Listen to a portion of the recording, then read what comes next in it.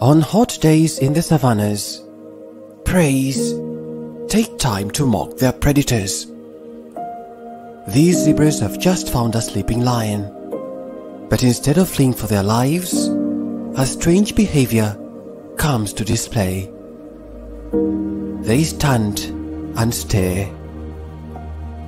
After all, what is this life if full of cares? We have no time to stand and stare. Even a mother brings her calf to the sightseeing party. They stare, move to a better angle, and stare some more. And once they've had their fill, they walk on, leaving room for other zebra tourists to close in. It's a calculated risk, however. They know a lone male lion on a hot day is as good as a useless pile of lazy meat that is better off sleeping. For today, they have other things to fear, but this cut is a sightseeing treat.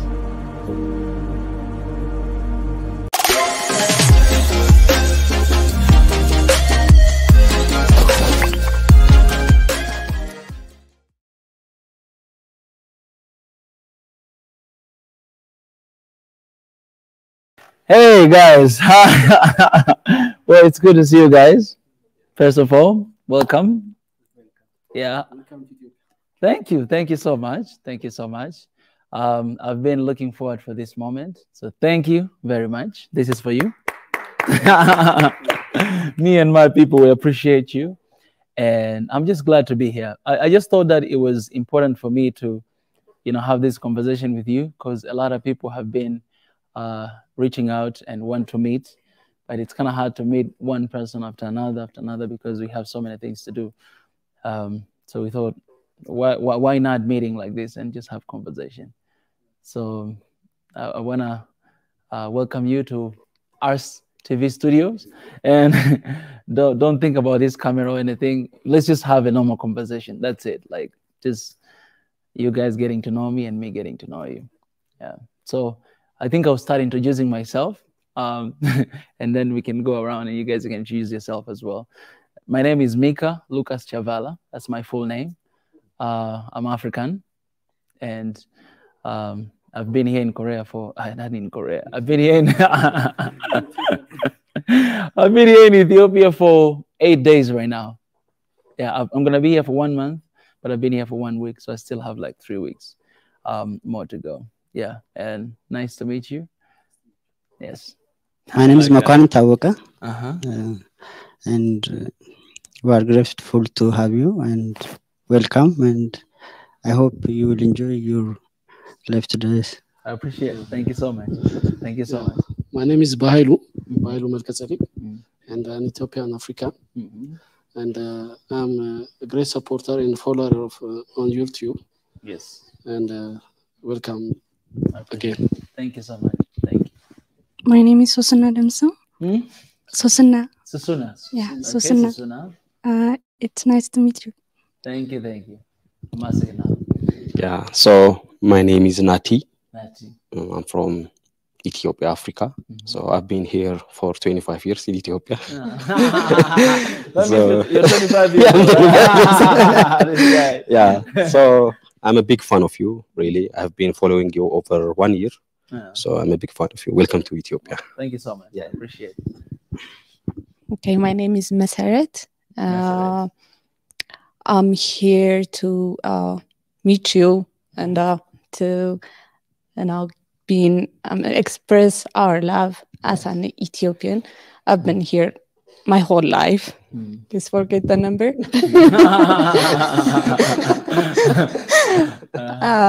And welcome to Ethiopia. We really support you because we are happy because you love our country. Welcome. Thank you so much. Well, as for now, we know each other. Guys, I don't really know where to start, but I think I wouldn't want to talk a lot. I would just like to hear from you guys. If you have any questions. But before that, maybe I should say a little bit about, SNN, Swahili Nation Network, and One Africa. and what we stand for. You guys have been following us for a while, so you know what we stand for. What we're trying to do is we're trying to build a new system that is for Africans. It's for us. A new system that it will support us. It will challenge authorities here in Africa, right? And it will challenge as well.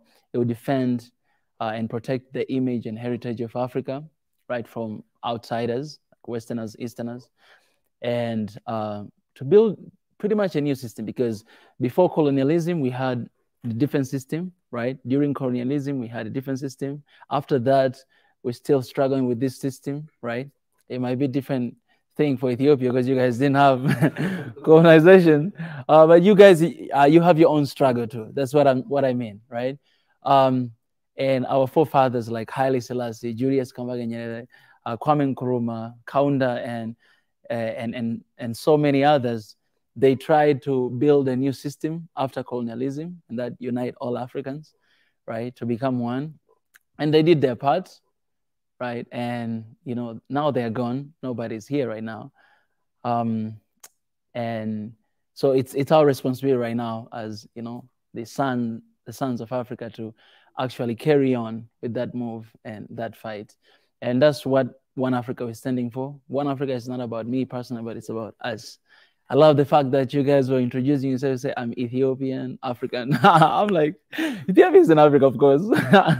But I love the fact that you guys are mentioning that because it shows how proud you are with your African identity. Yeah, so that's what we're trying to do in Soil Nation in One Africa, to have that new system. And we have been able to like make those progress because of you guys. Like you guys are representation of, you know, a lot of people out there, like more than 200,000 subscribers that we have and more than 25 million who have been watching what we're doing. So you guys are representation. And yeah, I love you and I appreciate you like from the bottom of my heart. And yeah, so that's what we're standing for. And you guys, you can shoot your questions now. Anything, yeah.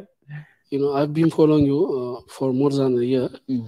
And I appreciate what you do for Africa and for Ethiopia also. And I've been sharing, liking, and and you know, yeah, you know, Africans are poor, but we have to make them pay. You know, yes, pay back you. Yeah, for you, yeah. And my question is, do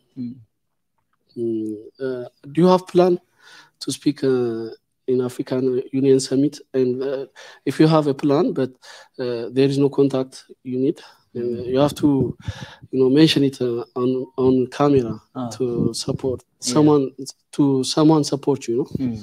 So do you have plan? Well, that's a good question.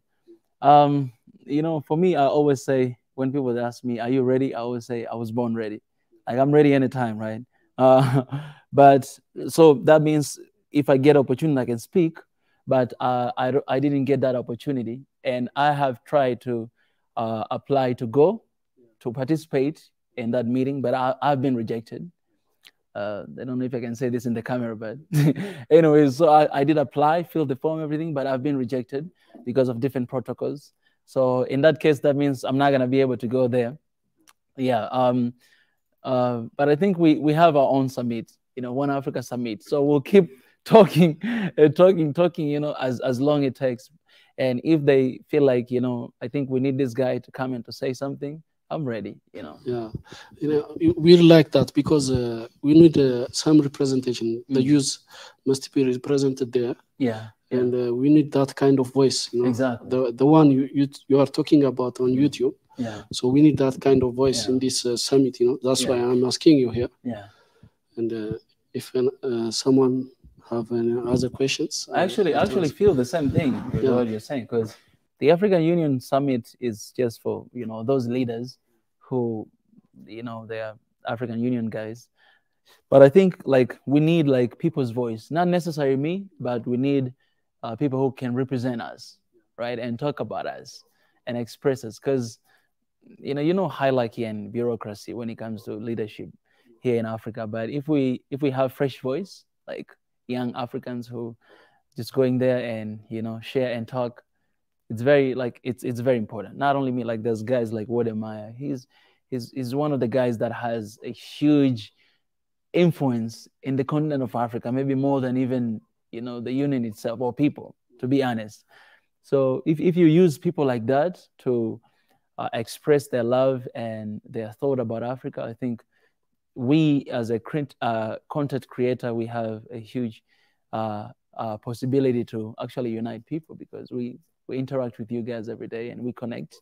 Because I'm young, you're young too, and and yeah, and we connect like this. We connect. You don't see me as, oh, that guy is there. No, you just see me as ordinary guy, and that's how we see each other. We just common mananchi. Yeah, so that's really good point, my brother. Yeah, I think we'll do that. One Africa will write a proposal and suggestion. We'll send it to them, to African Union. Yeah, the reason I'm asking on camera, you know, someone might hear you, yeah, and influence someone, and yeah, might be better, you know, to get in, you know. Yeah, that's why. Are you listening? Yeah. Oh yeah. Yeah. And I have another question, but I'll let them ask you, and I'll come back. Okay. Yeah, definitely. Anybody? You have a lot of time. Okay. Yeah. I always follow. You know, even I followed the day before, yesterday.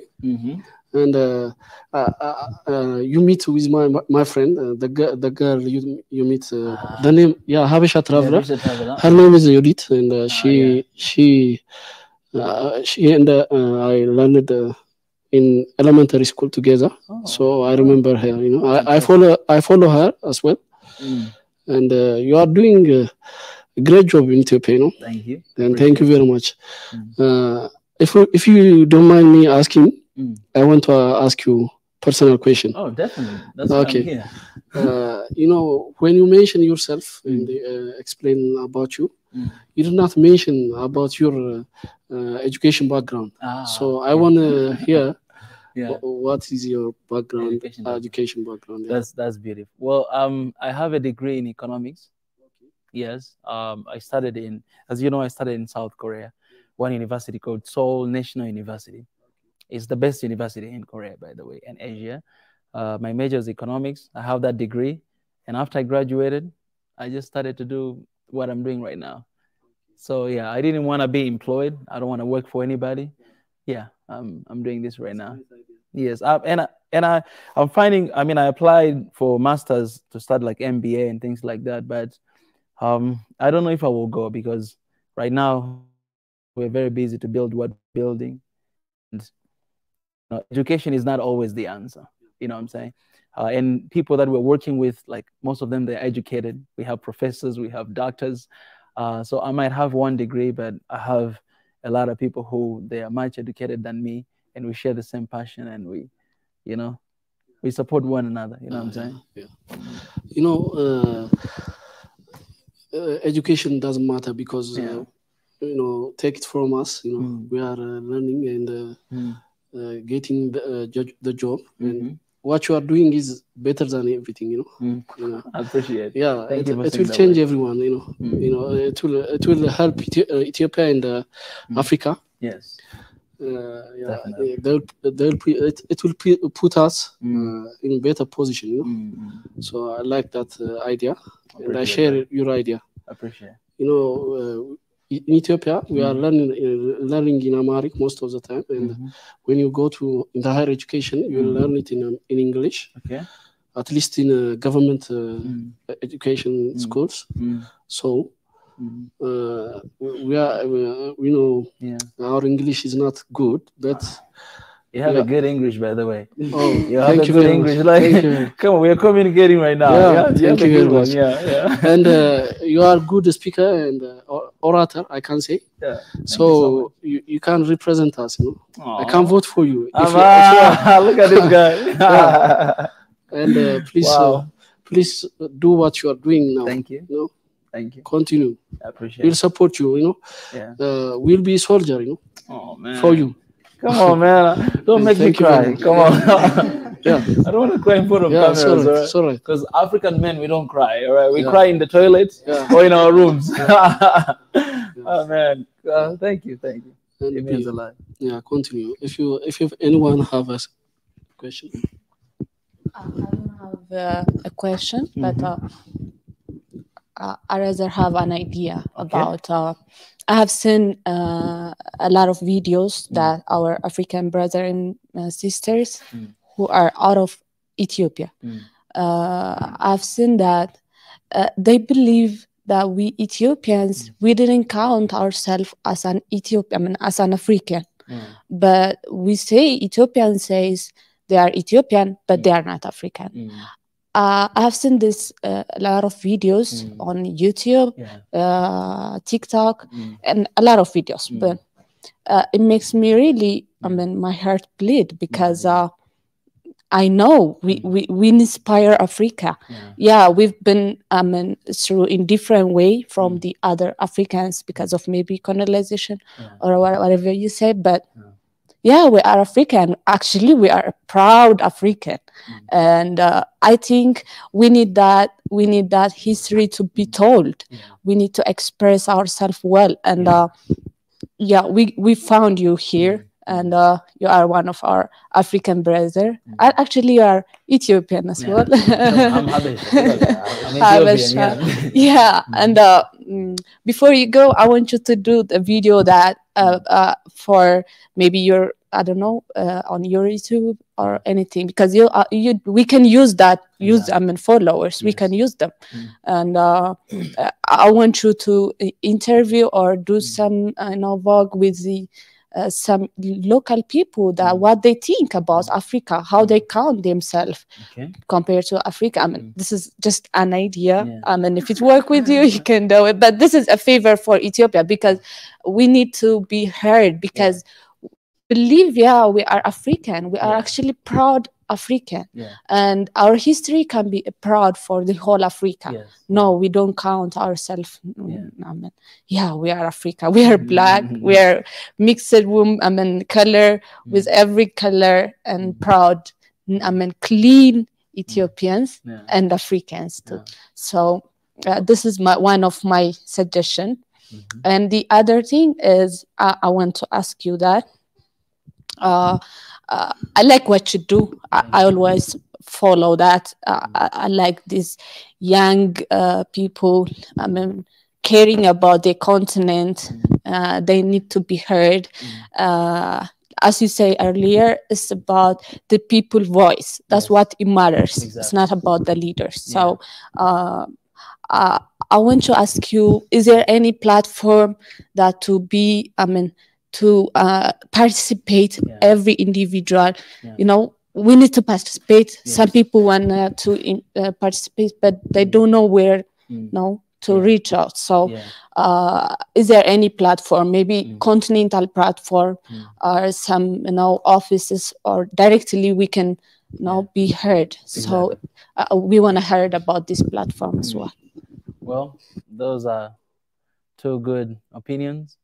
And the first one, definitely, I think we can do that. I will start it today. So today, after this filming and this program, I'm gonna start asking you guys. We're gonna film video. I'll start with you guys. 1, 2, 3, 4, 5. Start with you, filming you guys and asking you guys, what do you think about Africa? Do you think Ethiopia is Africa? Are you a proud African Ethiopian? Because Africa always first, right? African Ethiopian. Are you proud? So we'll do this. I'll start doing with you guys if you're okay with that. If you're okay to be on YouTube, yes, I'll interview you guys, and then I'll find more people. So we're going to do that right away. And the second one, well, I'm here because we want to launch One Africa and SNN. So after the launch of this movement, we'll have the office. Headquarters on Dar es Salaam, because that's where I live. But we are planning to expand in all countries, only 55 countries, 55 because of diaspora. So 55, you know what I'm saying? Africa is one big family with 55 siblings, 54 Africa, and that one is diaspora, right? So we are planning later on to have offices in all these places. But after we launch, we're going to have a database, a system that all of you guys will be, you register yourself, and so that we may be connected as one. But also in One Africa, if you guys have been following up on our YouTube channel, you know, in this 100 days of action, we came up with this triangle, the system, the new system, like triangle, that we as Africans, we can actually be connected in this one system. It's not Facebook, it's not anyone owned by anyone but Africa, because the visionary, the guy who came up with this idea, is an African, and he's in the One Africa, you know, leadership as well, like media and IT. So that system, we're still, you know, working on that right now. And once it's done, man, like it's gonna be like, it's gonna connect all of us together. So we're working on so many things, and some of them, they might take a little bit of time, but yeah, we are working on things to make sure that we are all connected and we're all participating. Now I'm here in Ethiopia to launch, right? But the next country, we are going there for a mission, right? So when you are going to next country, you guys will be informed. And if you have an opportunity to join the team, you come as well with us, right? To come there. For example, here, our brother Ezra, you guys, you know Ezra, right? He will be coming here. He'll be coming here a little bit later from South Africa. He'll be just coming for One Africa, right? So after here, maybe we'll go to Kenya or somewhere. You guys will be coming with us. And when we go to those places, we're not just going there to talk about One Africa, but we're going to actually do something as well, right? We raise funds. We go there, maybe we support some activities. We initiate some stuff. We go maybe to the schools. We go to the schools. We go to. Come on, man! this is Sadeki, guys. Sadeki. My brother. Oh my goodness. Oh man, I love you, man. It's good to see you, brother. Darling, I love you. I love you. I love you. Anyways. Okay. Wow. He's excellent. I'll see you later. Guys, do you know this guy? Yeah. You know him? You're obviously on YouTube live. Man, you're really handsome in person. It's good to see you, brother. This is the big surprise. So Sadeke, he has been working with us for a long time now, for more than a year. And ever since I was doing reaction, like every time when I do reaction, I don't really understand the language. So he's the guy that he always explain, like in detail, what does it mean and everything. We have been talking, chatting for like more than a year, but we never met. This is the first time. And it's a surprise. Yeah, don't do this to me. Yeah, so, and I appreciate because you gave suggestion first. And this is kind of things that we need. Because you guys, you're part of the team. You guys, you're part of us. And I mean, right now we met. That means I'll get your contact, so that we may keep in touch. And all this suggestion, all these ideas, you guys, you can always give it to us. Because everybody who is working with us right now don't get any money, right? But they're just people who are passionate about Africa and they have different suggestions, different opinions. And yeah, so for any ideas you have, you share with us. That, I think we should do this, A, B, C, D, and D. And then we sit down, how can we do that? Okay, we have our people in Ethiopia. We have our people in Tanzania. Okay, it's people's movement. Yeah, it can be done. Yeah. Did I answer your question? Oh, thank you. Ask me questions, guys. That's why I'm here. So, yeah. So first, it's nice to meet you. Thank you. So, you have plans to visit historical places in Ethiopia? No. Yes, we have that plan, and I think I'm not sure when, but from this weekend, I think we start to move to go to different places. We're going all the way to Hawassa. Yeah, we are going to so many villages. Yeah, because I really want to meet local people. You know, I don't want to be here in Addis, to be honest. Yeah, it's city. Like, I'm glad I'm here because I met you. But I want to go to those local places. I want to go to see, those people. I want to talk to them. I want to make content you talked about, with them. So yeah, we'll visit. I know I'm not gonna go everywhere, but yeah, we are visiting. I've been, in your live video chat, and you might not remember me. You spoke? Yeah, I spoke on live. What is your name in? Bahailu Melkatzedek. Oh, yeah. Okay, yeah. I remember now. I remember that name. Yeah. You propose or your topic is peace and justice. Yes. And on that topic, Oh yeah. yeah, I contributed my idea, but you know that guy, that Sadaka, and I've seen him every day on your YouTube, and he's got a good idea, and it's good to meet someone like him and support you, and I want to say that. Yeah. Wow, Sadaka is amazing. Those guys, they make me look good, actually. My team make me look good. So people, they say, oh, Mika, but it's because of those guys, they have amazing ideas. They always have. Yes, guys, it's a beautiful team, I'm telling you. One Africa, all those people, I love them to death. Thank you. Yes. For the first time, I came across to your YouTube channel more than a year, and more than a year since almost when your YouTube channel almost less than 1,000 subscribers, I have been following you, and when you make a reaction with a girl, I like her, by the way. Wow. And remember me to her. Yeah. And when you make a reaction, a video reaction, how much that the diversity, or mostly I see your video reaction is based on Tanzania and Ethiopian video. And for at least my question is how many countries that you make video reaction? Yeah. Let me check. And my okay. That's okay. And the second question is, will you going to continue your video reaction, or will you stay on campaigning or preaching on unity and solidarity? Thank you so much. So those are good questions. How many countries? Man, I think I've done a lot of countries reaction. If I remember, I done Ethiopia, Somalia, Kenya, Tanzania, Uganda, Rwanda, Burundi, South Africa, Nigeria, Ghana. I've done Morocco because I remember Nora Fetahi, and I mentioned South Africa. I can't remember all the countries, but it's true that I've done a lot of reaction for Ethiopia, for Somalia, for Tanzania, and for Kenya. I've done a lot in those countries. Yeah. And because sometimes, it's just one man, and I wanted to focus on certain countries and then go to another countries. Like I wanted to start with these countries and then to move to different countries. I cannot do all of them at once. And the reason why I was doing Ethiopia and Somalia is because other countries, a lot of people are doing reaction for Nigeria. They do for South Africa, right? But you cannot find, it's hard. At that time, it was hard to find someone doing reaction for Somalia or Ethiopia.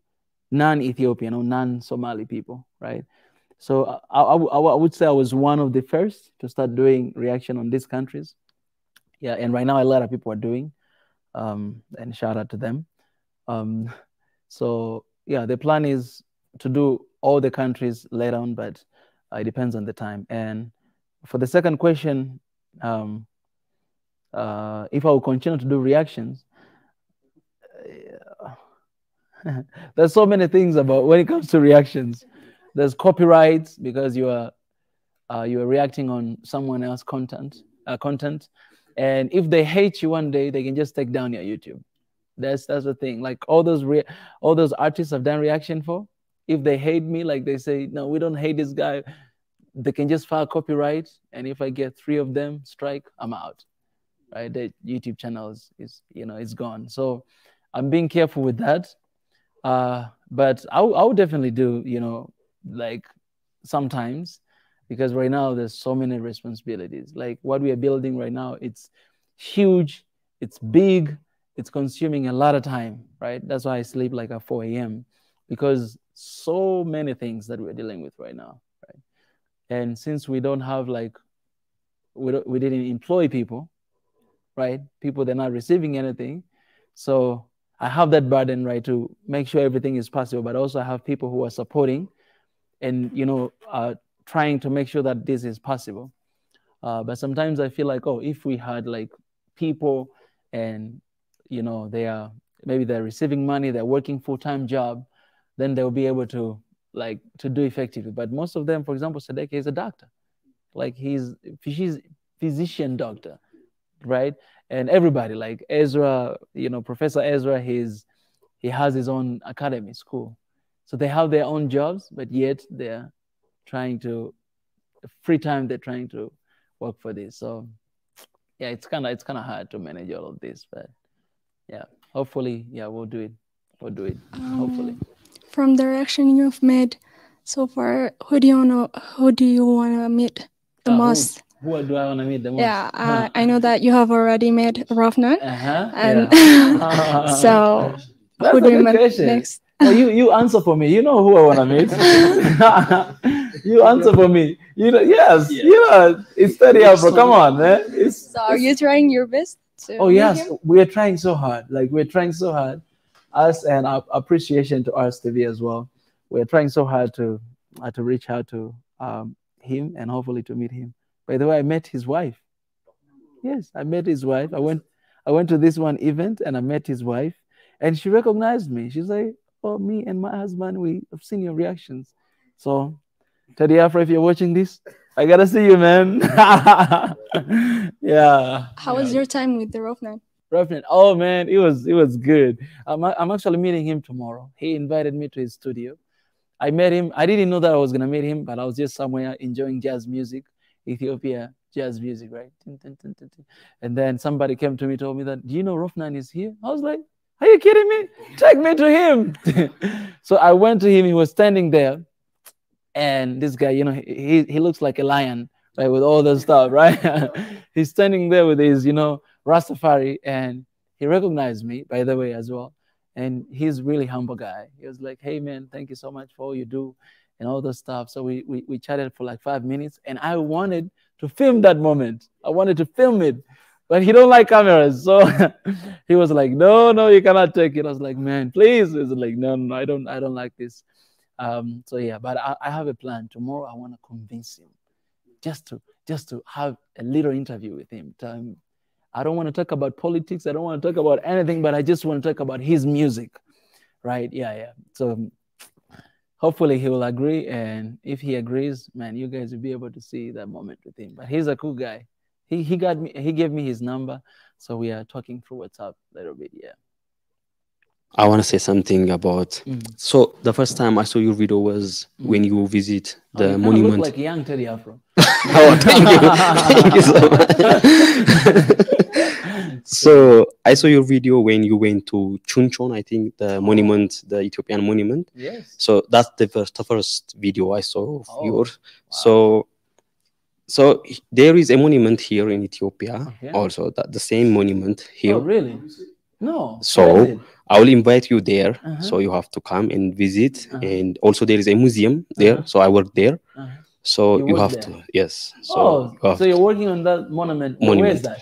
So it's around 6 kilo. Is it here in Addis? Here in Addis. Oh man, I gotta come. You have to see it. Exactly. So because the first time you said that monument when you visit, you was really happy to see African countries there. Exactly. That's why I really love and follow you, because you feel like it's your own country, seeing there in Korea. So I have visited Korea too. It was 4 years ago in 2018 or something. So when they saw you, Korean people, they said, are you from America? Yeah. Because they only watch the basketballs, American basketball. That's why. So when you say you are from Ethiopia, they say, "Oh, you help us." So we're really thankful for that. The Korean people, most of them. So I feel really proud for myself. So we need someone to tell our history, what we have given for Koreans. We Ethiopians help and fight their war. So I'm really thankful for your videos, for that video. So I want to invite you. Maybe one day you have to visit. I appreciate, my brother. Appreciate. I say we're gonna exchange phone. So I think I will talk with the team to know like the timetable, and if we have like an empty day, we gotta come there. I would love to do that because it's the same thing I did in Korea, right? Yeah. Thank you, man. Let me start something with I didn't say earlier. I start following you because I see your passion for our country. We all are here. That's because of it. Wow. And I think that's what a lot of Ethiopians feel about you. People can crowd you on your comfort time, but on your challenge time, when there is no one to see the truth and be with that and just take the whole risk, that's something, you know, you value it. And for what you do on the challenging time for our country, and I mean, we don't even hear someone who speaks English and talk good things about Ethiopia on time. So I think you're the one, and some other guy, and Jeffrey Fieldman. I don't know Jeff Pierce. Jeff Pierce. Yeah. That was, I mean, you can count him just by fingers. So that's why we really appreciate and value you. Thank you for praying for our country. Thank you for being there with the truth. And thank you for seeing which have been unseen by other party of the people. And that we really appreciate for that. And I personally thank you for that. That's why I'm here, actually. And I want to ask you, how you find it? I mean, it's been 1 week, I think. And how you find the people here? I mean, do you find Ethiopia the way you expected? And the people, the love, the everything. How you find it? You know, that's why I don't sleep. Right? You can look at my eyes. Yeah, that's why I don't sleep, because it's, you know, it's weird feeling. It's weird feeling that I'm miles away from, like, Tanzania, right, where I was born, but I feel the same. Like, to be honest, I feel very different, right? Because when I came back home from Korea, you know, because I've been away for 9 years,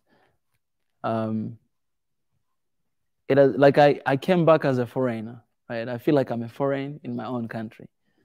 Like, everything changed. So many beautiful stuff, beautiful thing. My friends, all of them, you know, they're here and there. They're married, have kids, right? And I'm still here. So a lot of things changed.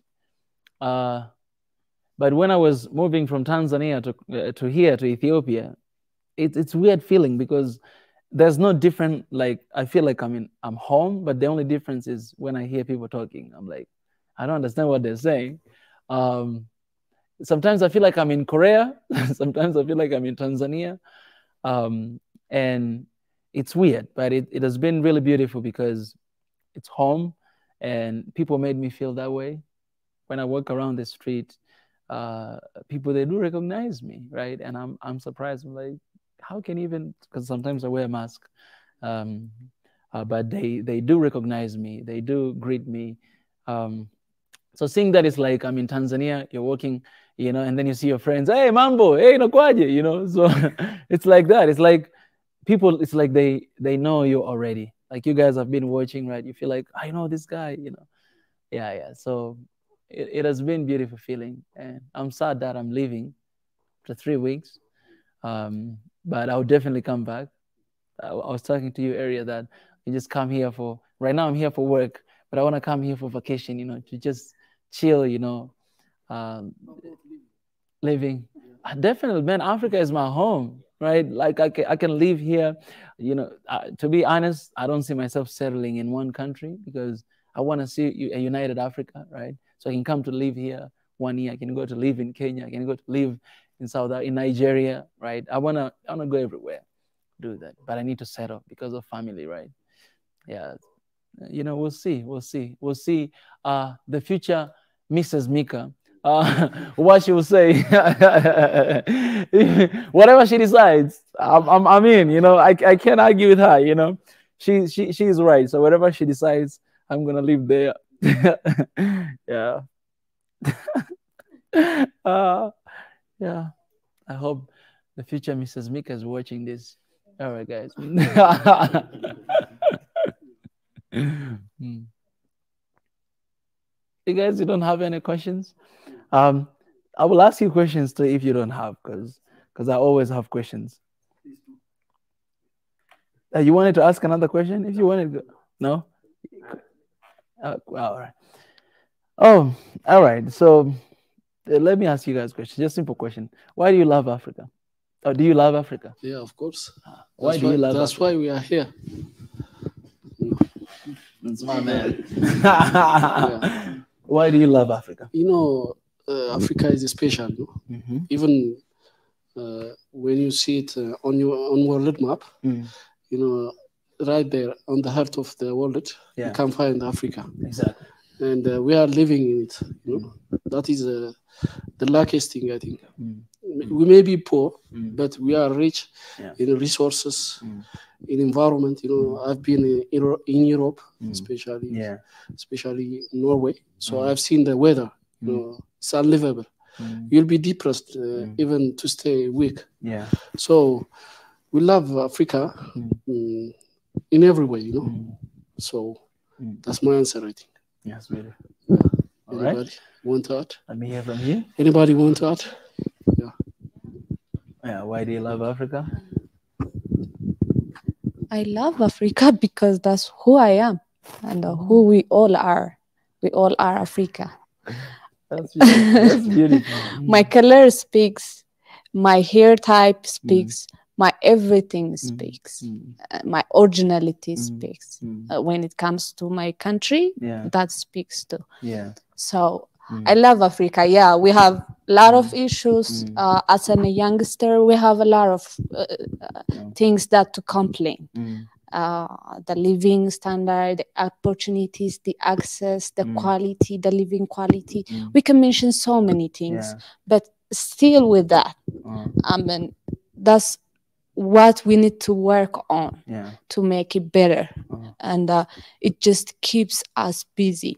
It is one thing that I have noticed that maybe you don't know, I don't know. I've been seeing these students who want, I mean, who live now in, I mean, Europe, USA, and they live there because for study, and they score a lot of, I mean, almost 90% of them, 90, they score, I mean, a higher, I mean, the best grade ever, and I've been asking myself why these guys, they went from here. There's not much, like we think, we feel not much educational access, books, something, but they go there and everything is easy. I don't know, you have been experiencing some Ethiopians when they go there, they say that the education is so easy because this is what I think, the hardship of our lives makes us, you know, perfect people. You know, it's just like piece of cake when we now leave the country. So I appreciate my country. I love my country. I love Africa. So through this hardship, I mean, it make me a better person. Exactly. I coach myself for the better one. So I know that I'm African, but if I face someone Asian or whatever continent you say, I know I'll do better because I've passed through the hardship of life. So we can change it for the better, and we can learn from out of it. And I know we are not going to continue this way. We can change it for the better, for to be there. And but I love Africa because that's who I am. Wow, that's perfect answer, guys. You got it. I love Africa because it's who I am. Yeah. There's no other better answer than that. I want to add on it. You know, if you have a mother, you know, everybody will have a mother. So you love her. Without any condition. You know, it doesn't depend on the richness or poorness. So you love it whether you. You don't have another option. Actually, it's family. That's well, that was, I mean, I didn't expect that is gonna be that perfect that I'm out of words, you know. Yeah, basically, and that's, you know, that's our wish, because if you love Africa because of anything else, you know, you have people who hate Africa because they say, oh, Africa is poor continent. Oh, the leadership here suck. I don't like it. I hate Africa because, you know, education systems suck. I hate Africa, right? All these different reasons that they mention, or like, it's not really important. Yes, it's important, but it should not be the reason why you hate or you love Africa, right? This is the perfect answer right here, that, oh, I love Africa because it's who I am. So if you deny Africanness, if that's the word, and if you say that, you know, I hate Africa for whatever reason, you're denying yourself, your identity, who you are. You're denying that, right? That's why you have people who, they run away from Africa, right? Because they say, oh, you know, this is, you know, hard life in Africa, so I'm running away. But there are millions and actually billions of Africans who are living there, right?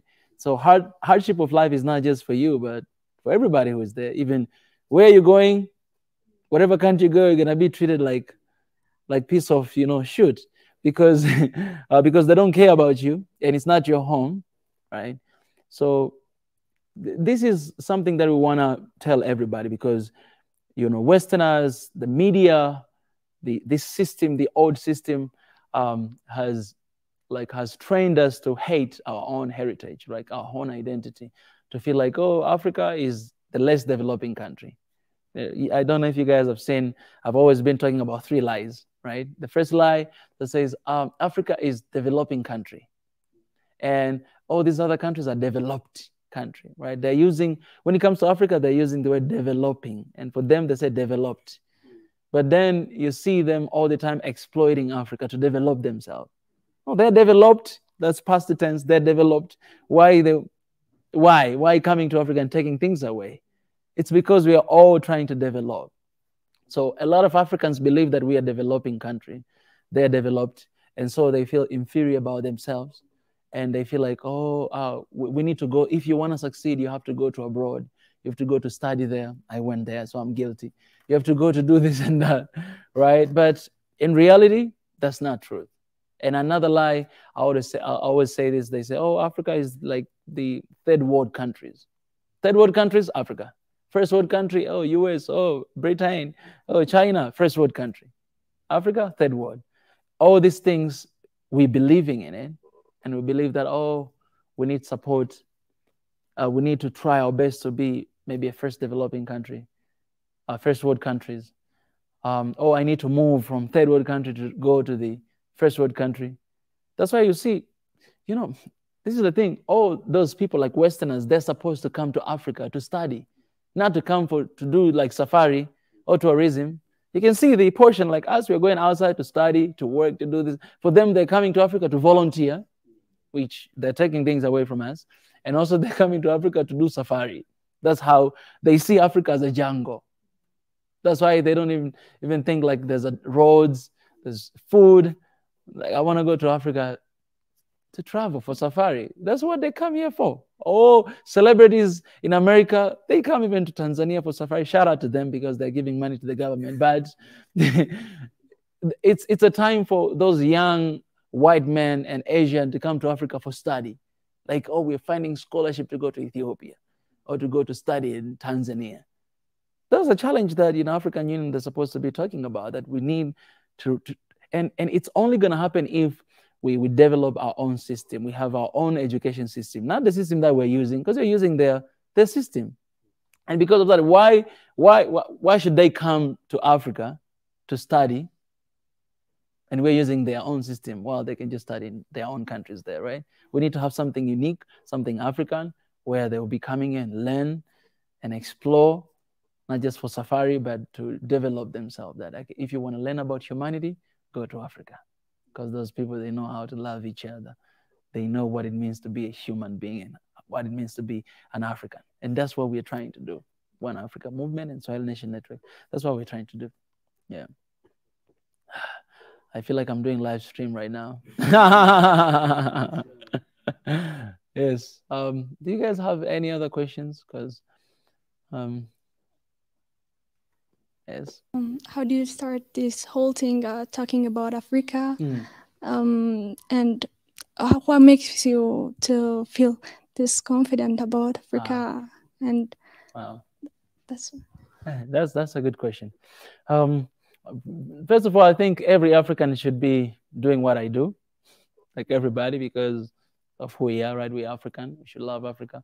But to answer your question, when I went to South Korea, I realized that Africa is being perceived and viewed very different. When I was here, I didn't know that, honestly. I was just like everybody else. Like, when you see Mzungu is like white people. When you see like foreigner, you really, you feel like, oh, they're here to help us. Oh, give me something, you know what I'm saying? But when I went there, I realized, wow, so like, it's not like the way I see. They always have their own agenda, because I went there, but not everybody, I gotta be honest with that. But I realized that, well, the media, what I see on TV, what people talk about Africa, even my friends, they don't really know about it. It's very negative. I'm passionate about so many things. It's very negative. That was 2013. And I was like, I must change this. So I started actually there in South Korea.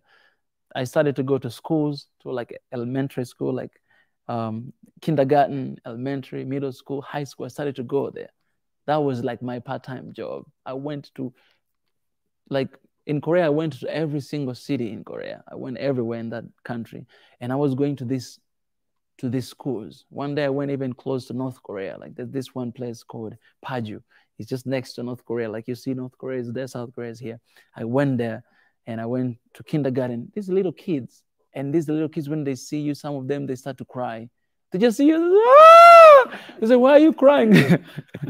So I was like, why are you crying? So they're scared. Some of them, they'd run away. It was bad because one of my friends, this is my best friend. We went together and he was very depressed. He came back, he was like, man, I hate these kids. I was like, why? They're like, they say I smell like Africa. Those kids, he went with his clothes, like African clothes, and then they were smelling. They're like, oh, African MC. It's like African smell, right? These are little kids. I'm sorry, Koreans. These are little kids.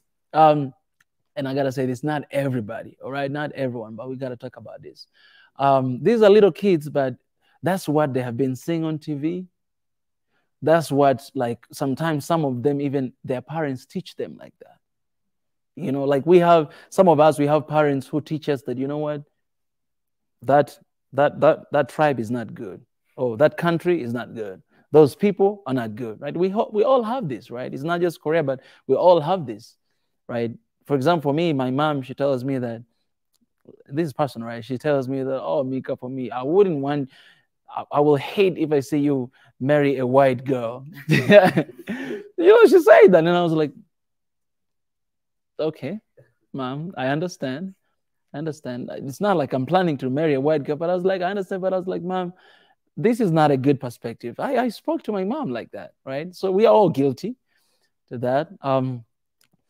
So that was really hurting me. You see on TV, things like that. You see like NGOs, like videos, they only talk about that, right? You type the word Ethiopia or Africa on Google, you see what you will see, So it was really painful. So I started to do that. I went to all those schools. I did television shows to talk about this, but some of them, they cut it out. They don't want to show it. So they don't really know that it's an issue there, because people, they don't talk about it. If you're on TV, you just talk about, hey, Korea is beautiful, I'm having a good time. If you say something, they're cutting it out, That's when I started YouTube, because I was like, oh, you guys, all right, I'm going to create my own media and talk about this, right? And yeah, so that basically, it's because of the personal experience that I went through, and it generated this anger inside of me, this beautiful anger that, and we got to change this, and I need to change it. I'm not going to wait for anyone to change this. but I'm going to change this. That's why I started. And you guys, you're part of it because you felt the same thing. Maybe you've been feeling this for years. And you're like, I want to be part of this. And we are doing that now. We are changing people's mind right now. We are. I want to say something on this. Yes. You know, when you tell us these stories, you know, I felt sorry for you because we bleed and died for them. And as an Ethiopian and as an African, we represent African there. So they didn't know that because they're kid, you know. Yeah, exactly. So I felt that, and I want to say something on the previous discussion. You know, you know, nobody was born poor. You know, yes. Even as a country, everybody was poor and they become rich. Exactly. You know? And Africa also can be rich. You know, exactly. They have resources and the people, the youngest people population in the world.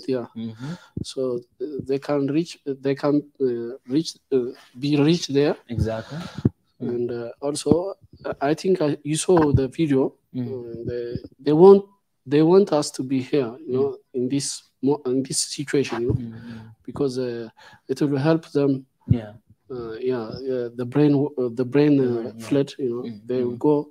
Most educated people go there, and also they want to take every resource we have, and they want to take advantage on us. So they want to keep us here. So we have to break through that. We have to outsmart them. That threshold, you know. So to do that, we have to cooperate, you know, as an Africans. We have to unite. So that's why I share your idea. You know. So please do what you do. We'll help in every way. Thank you so much. Thank you so much for being here. Well, I appreciate, man. I appreciate you guys. Thank you so much for this meeting. You guys means a lot, and thank you for supporting. Some of you have been supporting for years, so I take this moment to appreciate you, my brother. Thank you so much for all the support that you guys are doing. Appreciate, brother. And you're handsome, brother. Hey, and you're beautiful. You smell good. Hey, appreciate. Hey, my sister. Hey, thank you so much. Yeah, appreciate. Thank you so much. Yeah, that's it. That's it, guys.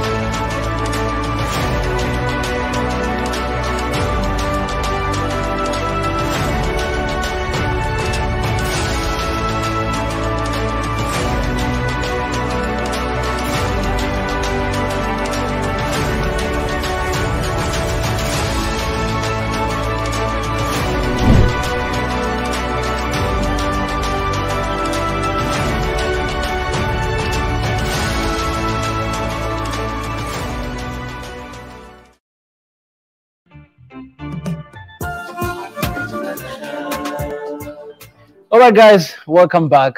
And I'm here with Madam Mahalet. You said my name correct. Oh, that's wow. Very good. I've been practicing a little bit. Good. Maybe we should start with the meaning of your name. What does it mean? Gift.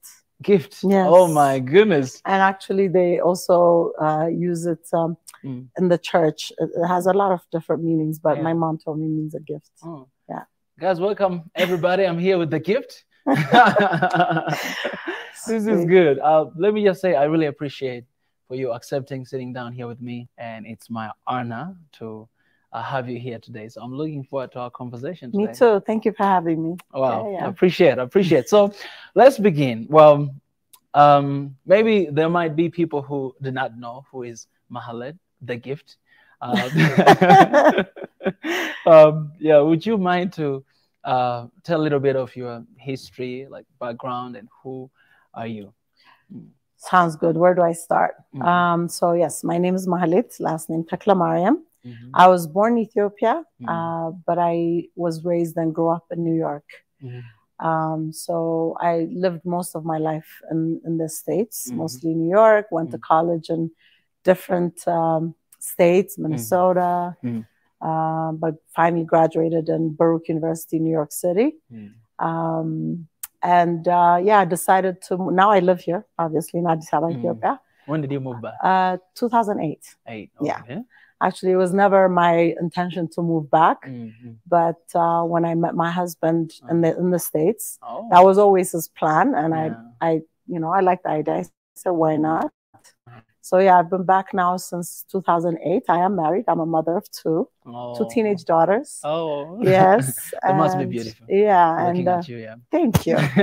And sibling of 8. We're 8. Wow. Big family. I'm big the family. eldest one. African family. Yes, typical, right? So I'm the oldest one, and I have 2 sisters and 4 brothers. No, 5 brothers. Yeah. 5 brothers. Yes. Wow, that's amazing. What about when it comes to your career? Like, I know what you do, and we're gonna talk about that in a bit. But I'd love to know the background of that. Like, where did it begin? And yeah. Good. So let me start. Before I moved here, while living in the US, I was part of a lifestyle magazine called Tadias. It was an Ethiopian American lifestyle magazine. When they first launched, I mean, I guess fashion was always in me, and they didn't have a fashion section in the magazine. And so I proposed to them to do, my background is marketing actually. So I said, why don't I, partner with you guys to do the marketing, the sales, and then promote, fashion, the diaspora, not diaspora, but the Ethiopian Americans living in the US, to promote the designers there on the magazine. So I was part of that magazine, Tadias. Now it's just online. They don't print anymore. So you're there in the States, and then this magazine, and you are suggesting that you want to have all these like Ethiopian designer to present their work through magazine, right? Exactly. Okay. I was living in DC at the time. All right. So DC's a DC metropolitan area, I should say. It's DC, Virginia, Maryland. There's a lot of Ethiopians. And I did come across some, going through events. I was able to find some designers. And so that's where the idea came about, promoting designers there. So yeah, I started doing that. And then when I moved back in 2008 here in Ethiopia, I didn't know exactly what I wanted to do, honestly. It took me about a year or so. And with my former partner, who's Kenyan also, she was here at the time. She was a VJ or a host on Afro FM, the first English station. And I just came up with the idea at the time. I said, there's not major big fashion weeks in the continent that I knew of anyway. Yes. Of course, there's one in South Africa at the time, but I said, why don't we organize start a fashion week here? And she said, it's a brilliant idea. Let's do it. Initially, actually, we wanted to do both music and fashion. They kind of go together, Yeah, exactly. So we started putting the proposal together. And then at the time in 2008, Magic System, if you know them, they were very popular. Exactly. Big group, Yeah. So through her connections, we started approaching, and then it was too expensive to bring them here. We said, why don't we just put the music aside? Maybe we should just focus on fashion. So yeah, that's basically how it started in 2010. 2010. Yeah. What was the goal when you started that? And also feel free to mention the name. Linda Murithi. If you're watching, she's still based in Kenya now. She's not here anymore. But the goal was really not just to organize fashion shows only, but really having an open conversation about the industry, because it is an industry. And having that conversation, how do we build the industry, And even in the beginning, we didn't even know where to find the designers, 2008, 2010, of course, we can Google and find some here and there, which we managed. But here in Ethiopia, it's not big. So it was a bit difficult, but we were able to find about 6 designers at the time from Ethiopia. We had one from Tanzania as well then, from Kenya, from South Africa. from Somalia, but they were based in the US. They were on Oprah at the time. Actually, they're very famous. We were very persistent, so they finally answered, and they came Matano twins. If you know them, I don't know if they're that big anymore, but yeah, that's how it all started, basically. Yeah. Wow. 2010, and right now is 2022. Yes. It's like 12 years. Yes. Right. So what would you say about that goal that you have? And it has been 12 years. Like, how much you've achieved what you wanted? A lot. I have to say, because I do see the growth within the industry, meaning there are a lot more institutions now, schools, and artists. And funny thing, years later, of course, now we hear about Lagos Fashion Week, and then Arise Fashion Week, and they kind of all started around the same time. You know, about then 2010.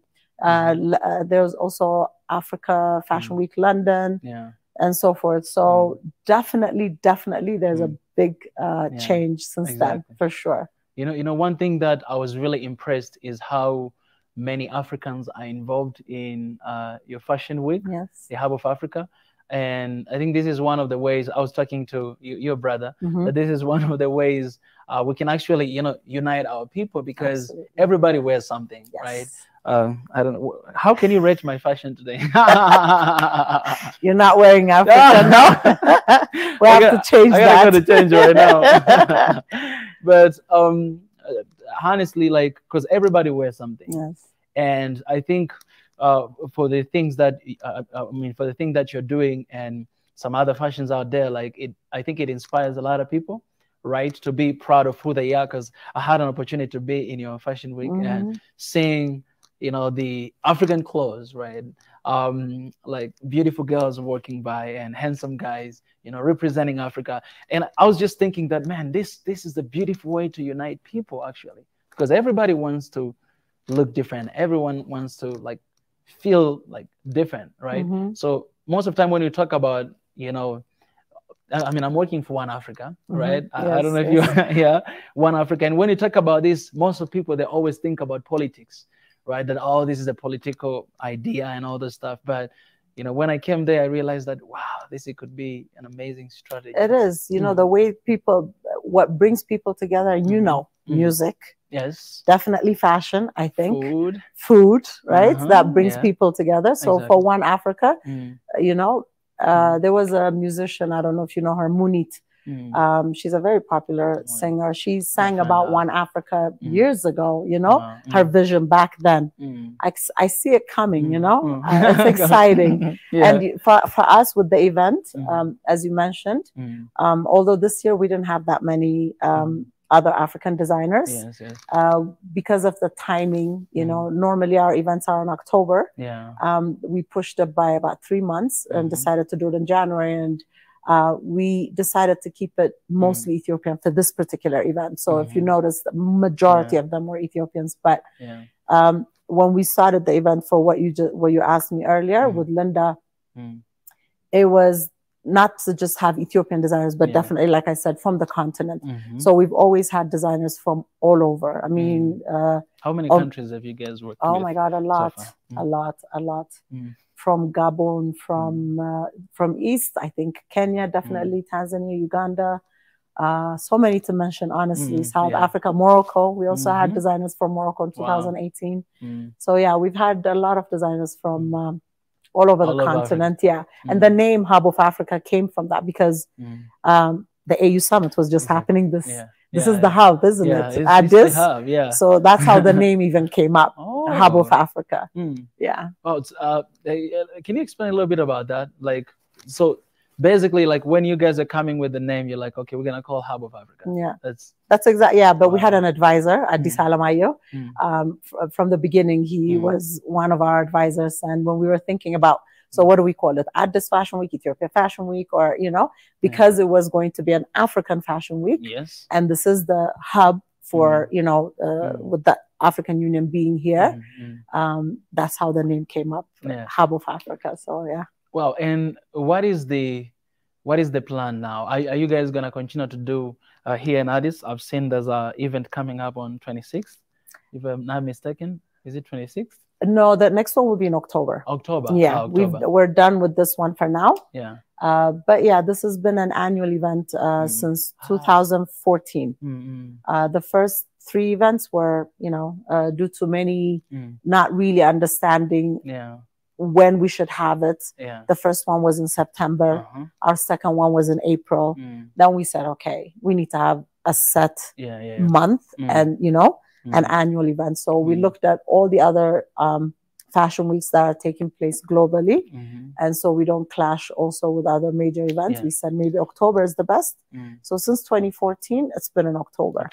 Do you guys every year. Do you guys have a plan to do Hub of Africa in other countries? That's been a question many times, so we might have to think about that. Exactly, because I believe you guys have a lot of fans out there. Since you've worked with a lot of different countries, even right now, I believe there are designers watching out there, and they're like, you know what, I want to make, I want to present my ideas or my design in the Hub of Africa. Is there any procedure if somebody want to do that or want? Normally the way we do it, we have our regular designers that we invite always every year to participate. And then we also have application where designers apply to participate as well. So that's been the process. And they can apply through your website, right? Always. We always announce when we are taking application. So if they follow our pages, our Facebook or website, they apply and they participate. That's beautiful. So what is next? What is next? Planning October already. So I think for the last few years we've been promoting the industry. Now the business part is just as important. Some of them, I would say most of the designers that have taken part on our platform, whether from Ethiopia, from Kenya, whatever, they've gone global, because now they have documentation of where they've showcased and their brand is promoted. It's already out there. So Anyango Mapenga is one of them. I just saw that she's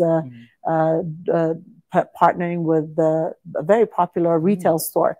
She's from Kenya. So it has opened doors for a lot of designers. Mafi, which is one of our Ethiopian designers, that's also going global. So step by step, I think the awareness is there. African brands are being respected. They're getting buyers all over. But I think we also have to think continentally. Exactly. We need to do more continentally for sure. So when you look at Africa, right, and we are talking about this fashion industry, right? Is it fashion industry? It is. Where do you see, what do you think we are lacking when it comes to that particular area? Like you see, okay, I think this is the gap and this is where we have to do something about it. There's a lot. Just to mention though, for a lot of the emerging designers, I should say, some of the financial aspect, they'll tell you if you interview designers where their challenges, where they get stuck. So there needs to be a proper institution or association, which there is. So where they have one voice through an association for any policy changes. Some of them do get sheds, meaning a place to do production where the government supports that type of thing. So I think fashion was not seen as an industry, I would say, in the past. But now the importance of it is getting there, because we've been very consistent promoting this industry, creative industry as a whole, not just for fashion designers, but even for the modeling industry. I think we've done a lot through our events, because now there are schools, agencies are opening up here and there. So now there's that respect for the modeling industry as well. So I know it's but it's getting there. Baby steps. Exactly. You say something that like back in the days, it was kind of like not recognized, this industry. And from my perspective, like the way I see it, you can correct if I'm wrong. I'm also thinking about those local designers, right? There's just normal people who maybe they don't have really platform to show their work, but we have a lot of them talented across the street. But and I was impressed when I came to your fashion show, because I met some of them and I had a conversation with them. They're here and I was asking, hey, where are you guys doing your work? and they were explaining. But what I've seen in so many fashion shows, or like it's kind of like a cool thing, you know what I'm saying? Like, you know, people with status and people who, you know, they have big names. What would you say? How do we help these local designers? People who, because the matter of fact, a lot of people are wearing actually their clothes because they can afford because of expenses, right? You know, what would you say to those people? I think that to support these designers, although some might be expensive, it's not cheap, you know, because a lot of it, especially if you've seen Ethiopian fabric, is hand woven. Exactly. So that makes it, you know, more expensive. Yes. But again, I think we don't have to always think about just the hand woven, you know. Designers can think about using other fabrics. Could be denim. You can be a denim designer, like Calvin Klein started with jeans, you know what I mean? So we have to think outside the box and start, you know, making more clothes for also the mass, I should say. And yeah, the designers have to also continue, you know, of course, keeping that heritage and, you know, the craftsmanship of African heritage and stuff, but doing more and making it more affordable. It's not easy to open up a shop. That's very expensive to own a store. So maybe even starting baby steps through online. But there's a lot of gap that we still need to fill in, but it's getting there, you know? Yeah, for sure. I love that. I love that. So this could be maybe the advice to the people who are watching right now. If you give them like 3 advice, like top things to consider, if you are a designer and you want to make, you know, through this industry, what should they focus on? That's three top things. I think the first thing is they should know and decide which target market they want to, you know. Right? If it's young professionals in their 20s, what they can afford to buy and stuff, they have to consider that. Know your target market, right? When you're coming up with a brand. Branding is everything. We had, I don't know if you came on Thursday, we had a mentorship program this year. So we selected 10 designers to connect them with established designers. And also they, most importantly, they did a workshop, intensive workshop for about 8 months. So yeah, and what I saw was completely, they completely transformed, because I know where they were before. And the workshop was really for them to identify who they are as a designer, what it is that they want to, you know, present. So yeah, I mean, it's endless. Like, we have like how many hundreds of million people we need to dress, right? Just in Ethiopia alone, you know? So you have to be creative. You can be an undergarment designer. There was one designer from the Mentee that is doing swimwear. We don't have any swimwear designers in Ethiopia right now. And her stuff is absolutely amazing. Birabiro. So we told her, you need to focus on that. Do that, you know? So yeah, just finding your true self and what you want, and think outside the box. It doesn't always have to be with the traditional. There's many different things we can do, I think, to dress.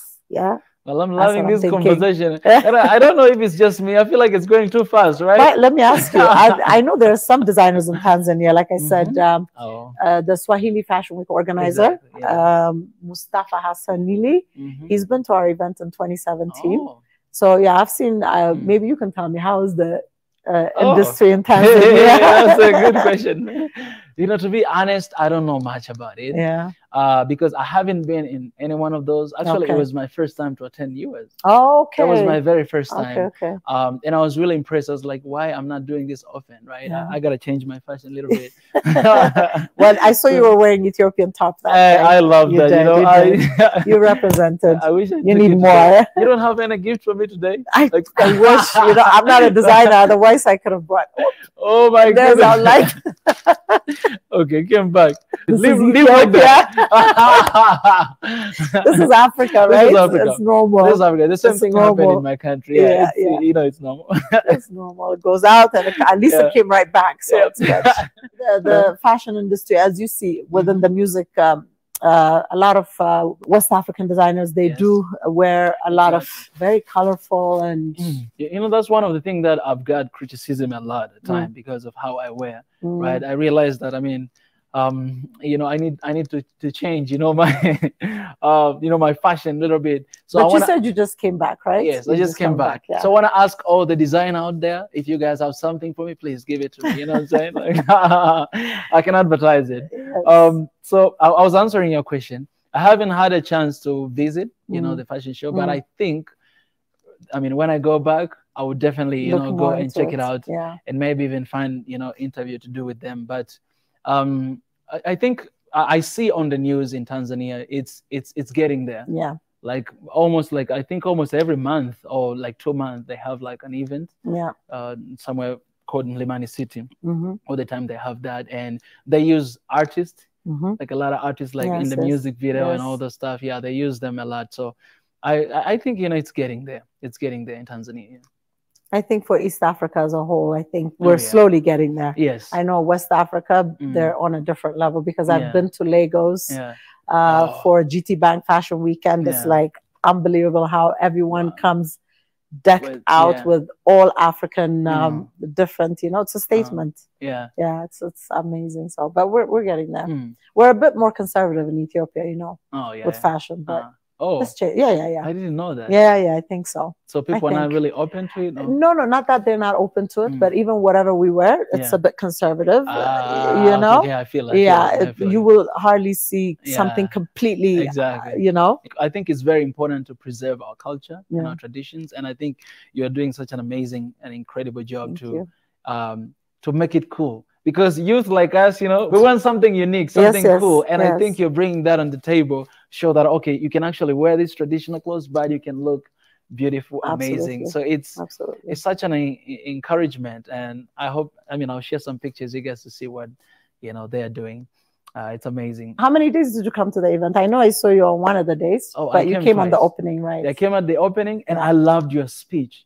Oh, you really? It was so long. I was so nervous. You didn't see that? I was shaking. I remember you saying that, oh, you know, I didn't memorize my speech, so I'm just going to read. Yeah. But that's when I was like, oh, I really need to find an opportunity to meet, to interview the gift.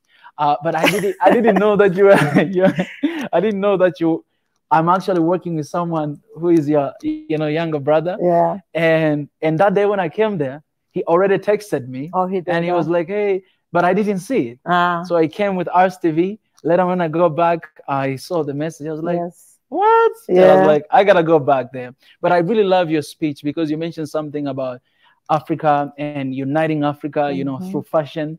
And then you gave some data with people that you work with. And I was amazed. I was like, one of our goals is we want to go to every country in Africa, right? Each country in Africa, to connect with people and to spread this message of, you know, unity, right? Oneness, that we don't have to be, when we say one Africa, it doesn't mean that we have to assimilate, but us just acknowledging what we have in common. Absolutely. That was African. Basically with the fashion. That was the whole idea. Exactly. It's just bringing, and believe me, some of the designers have stayed friends. Some of them are sourcing from Ethiopia, whether it's leather or fabric. So it's making that connection within the continent also.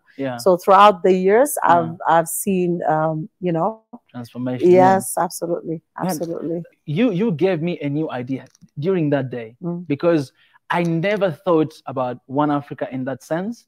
But that day when I got there, you opened up my eyes, and I was like, oh, there's actually fashion, something that nobody's going to say no to fashion. You know what I'm saying? Like whether it's old or young, everybody will be like, yes. And I was like, wow, this is a beauty. Maybe there will be a way of partnering and collaborating, you know, in the near future, you know, when we, because you're still thinking about going to other countries. So when we tour, maybe we can. We're thinking about it. Maybe regionally, you know, even Rwanda is becoming really big within their industry. I was also there for an event in 2019.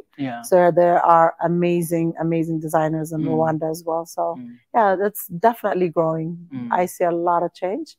And you know, with the, I mean, we hear it, the Africa Free Continental Trade Agreement, which is opening up trading within the continent. I really don't know if everybody truly understands what that means and how do we do that. I mean, yes, it's there, but now we have to start looking into that. And I'll give you a good example. One of our hair and makeup stylist, Soretti Wellness and Spa, just opened up Soretti in Kenya. Wow. So you see? That's beautiful. Like yes. free trade, right?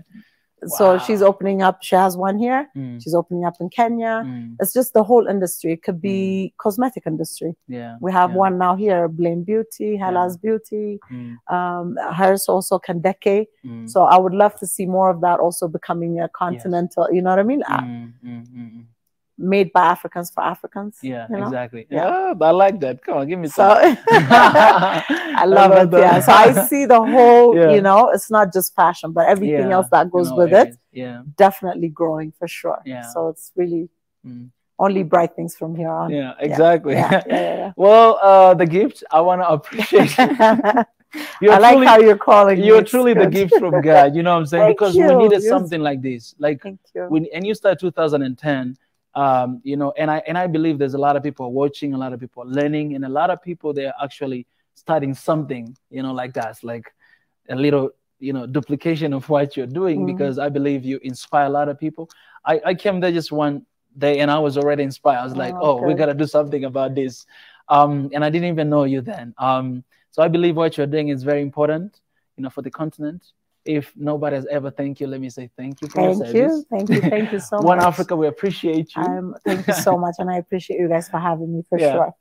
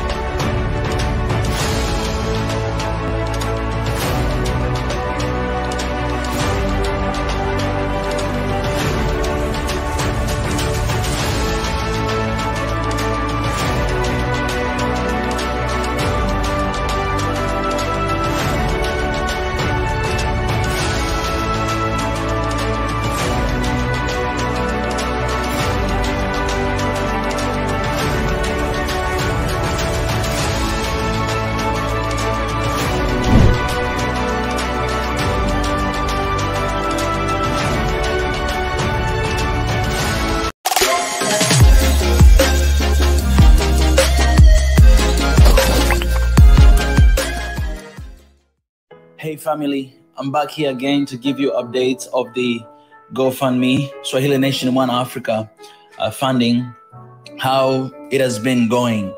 We have raised so far 3,305 euro. And you guys, you know that our goal is to have 25,000 euros. So we still have like 22,000 to go. And it has been a month now. I just want to appreciate every single one of you who have donated something to this cause. Thank you for believing in us. Thank you for believing in the vision. And thank you for taking one step to actually be the change that Africa needs.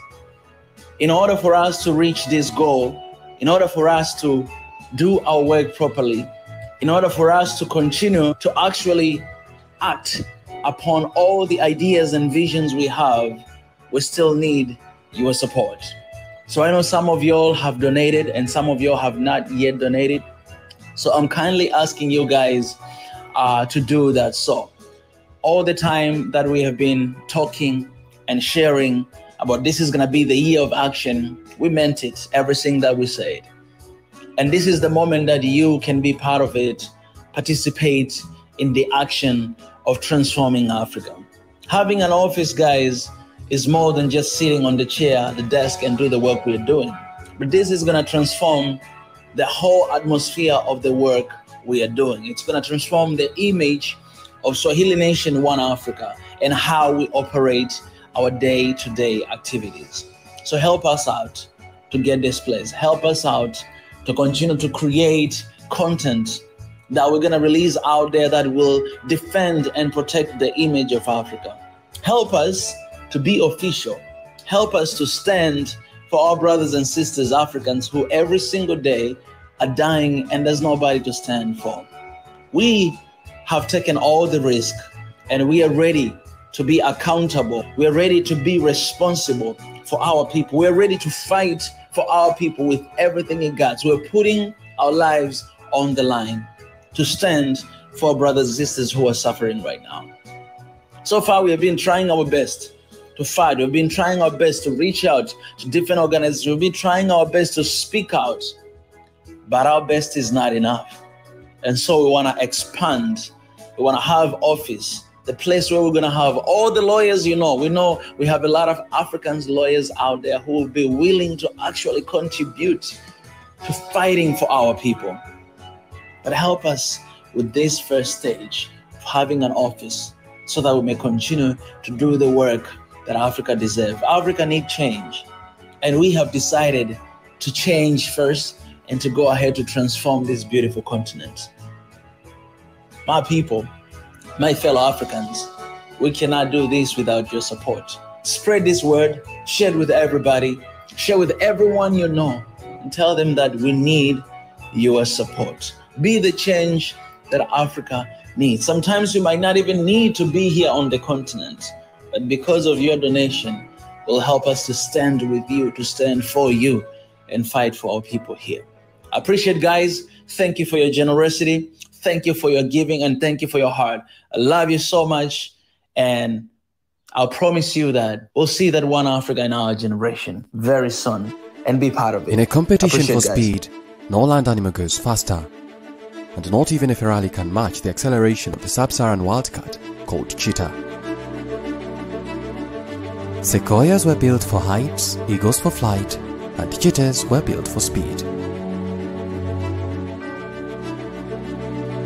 A cheetah can charge at a maximum speed of 130 km per hour and can accelerate from 0 to 103 km per hour in 3 seconds.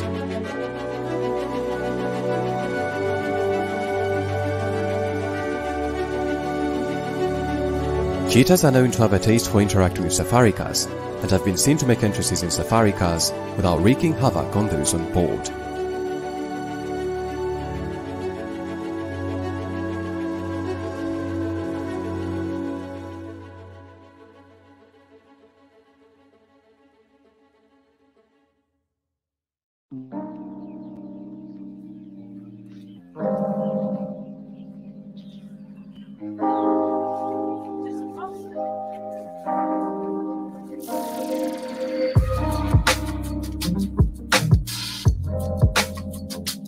Hello, everybody.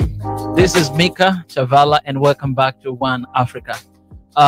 It's such an honor today. It's a very special day because we're going to have a special interview with a special guest. I had to work on this for a long time, to prepare for this for like 2 months because of this today. And I'm so excited that I'm here right now. So before telling you who I'm going to interview today, guys, I'm just going to lay down a little bit of the background and I can say achievements that this person has achieved. And I gotta tell you, if I'm gonna talk about it, it might take the whole day because it's a lot of things. So I'm just gonna try to mention, just to name a few. He was born on September 9th, 1962. Profession, mining specialist, business administrator. Education, MA, business administration, MBA, MSc USA. Hobbies, mechanics, and music, weightlifting. I love that. And also parliament history. He used to be a member of the parliament at Nchanga 2007 and 2011. Also, he used to be a minister of foreign affairs, August 2013. Not only that, also minister of agriculture and livestock, March 2014. Also standing orders committee on January 2015. Currently, he's an ambassador of Zambia in South Korea. And he won International Exchange Award from Korea International Journalist Award 2019. And his philosophy is openness or open mind. If you're not learning, you're not ready to grow. Or when you stop learning, you actually stop growing. Ladies and gentlemen, let's take a moment to welcome His Excellence, Honorable Mr. Wilbur Chisia Simusa. Thank you, Mika. Hello, everybody. Yes, good to be here. I'm very happy to be here. Thank you, Mika. Did I do a good job? Yes, very good job. I feel I'm on already. And good to be here. Yes. Good to meet everybody on the program. I just want to say that this is very special moment for me. Thank you so much for agreeing to sit down with me. When I was reaching out to you and writing the email, to be honest with you, 100% I knew that no, he's not gonna say yes. But let me try to speak to him. And when you accepted to sit down with me, I was overwhelmed. And I really appreciate for welcoming us here today and to do this with us. It means a lot. Yes, Mika, I personally, I'll tell you, yes, indeed, when you're asking me, I've been watching some of the things you've been doing. Yes. Some of your programs, you know, your focus and your attitude. And when you asked me, I remember telling myself, I think this is something I would want to do to support, you know, the good things you're doing. Yes. So I'm happy to do. This is direct going to my CV. Africa is watching right now. All right. So, sir, I'm just gonna jump right into the different questions that we have. As you know, this is One Africa, and one of our vision and one of our focus is on uniting different countries in Africa. Africa is very blessed, it's very rich, but we are having a lot of problem when it comes to oneness, even within the country, between two tribes, between religions, between languages, and all those kind of things. So our main focus is to preach the message of love, peace, and unity, unifying Africa to become one. And I know it's not an easy thing. So, but I really want to know this from you as an expert. And so, how can we start? How do you think we can start a conversation of reconciliation between two different countries that are having troubles or misunderstanding? Yes, Mika. In fact, as you are saying that, I can say that, you know, one of the issues that has really plagued Africa is the conflict in various regions. I mean, you can remember, those of you obviously that follow African affairs, you know, in Sudan, in Western Africa, Congo, DR, even in some in Southern Africa, conflict has been one of the issues that has plagued Africa. And because of that, that has actually contributed to a lack of development, you know, lack of progress in a lot of issues, because the wars have just been disrupted. And that has been an issue that has grown to great importance. And that has grown rise to what is known as conflict resolution. Because of the importance of that unity, that peace, everybody got together and said, look, hang on, we need to resolve this conflict because it's not helping. It's not helping Africa. It's not helping the world. Because even in the world, there were regions that were in conflict. Okay. And conflict resolution, but in fact, if you go to most major universities that teach international relations or international work, conflict resolution is top on the agenda. That's true. And even the African Union, the African Union conflict resolution has been one of the big agendas to help Africa. And if you've noticed, because of this, because of the success, conflict in Africa has reduced somewhat now, and that is helping.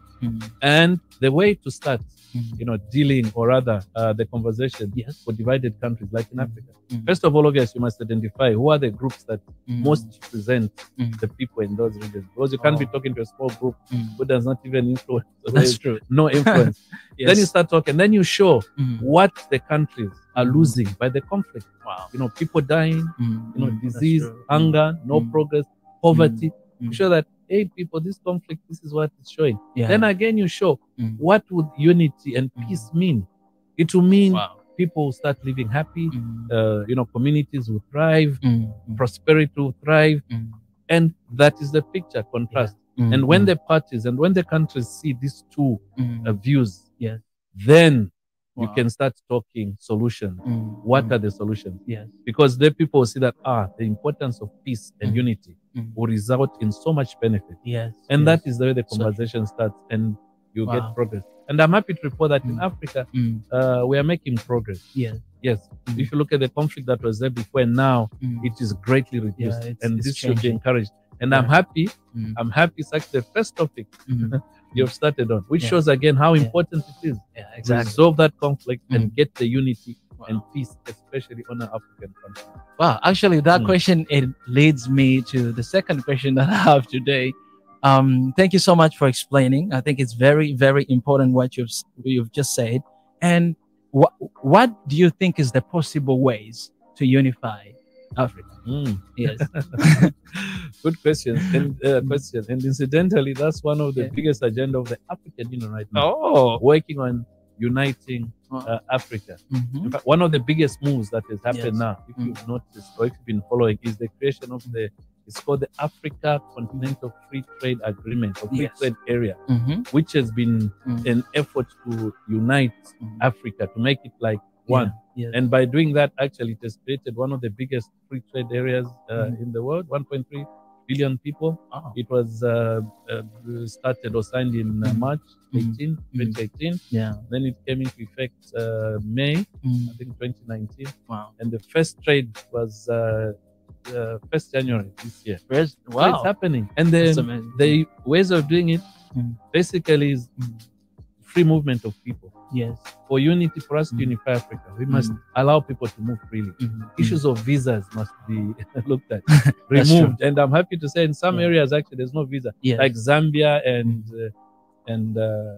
Namibia, no, Angola, rather. You know, no visas. But Zambia is working in Zimbabwe to try and bring it. Ethiopia, I know you can go there, free visa. Rwanda. So visas, free movement, free trade. People should be free to trade without, customs barrier. Before Africa was petitioned, by the Western powers, before it was divided into boundary, people moved, freely. Exactly. There are no issues. And now, even now, if you go to the boundary areas, you find that people on the boundaries of these African countries move very freely. They don't know the restrictions. Like Zambia and Tanzania, for example, if you go to the border, you find people in the morning, he's in his house in Zambia. In the afternoon, he's having coffee in Tanzania, and he's selling his goods. That is the way it works. So you have to let people trade freely. Then you have to encourage cultural exchanges. Let people learn each other's cultures. Although in Africa, the culture basically is almost the same. It's almost the same. But that you encourage. And sports. In Africa, sports is an issue. Football. That, and it's working quite well. It's a big unifier. Then the biggest unifier, intermarriage. That's so true. That is the biggest unifier. And actually, right now, it's on the move. People intermarry in Africa. My son recently, we were, celebrating a wedding, and he married a Ghanaian girl. I'm like, okay, this is unity in action. And that way, right now, I'm calling my, I'm Zambian. I'm calling my Ghanaians in-laws. That is a powerful unifying factor. So these issues, bringing unity and unifying Africa. And it's happening. And I know, like, the African Union is pushing that, and even individual nations actually working very hard to unify Africa. But it's still a lot of work, and it has started regionally, and then it's growing now to the whole continent. Side question, sir. Are you in the intermarriage as well? Are you like you and Mama?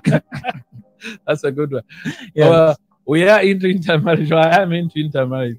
Well, my wife she's Zambian. She's, I would say, mixed race. Exactly. The dad is Zambian, mother is German. So I'm unifying the world. But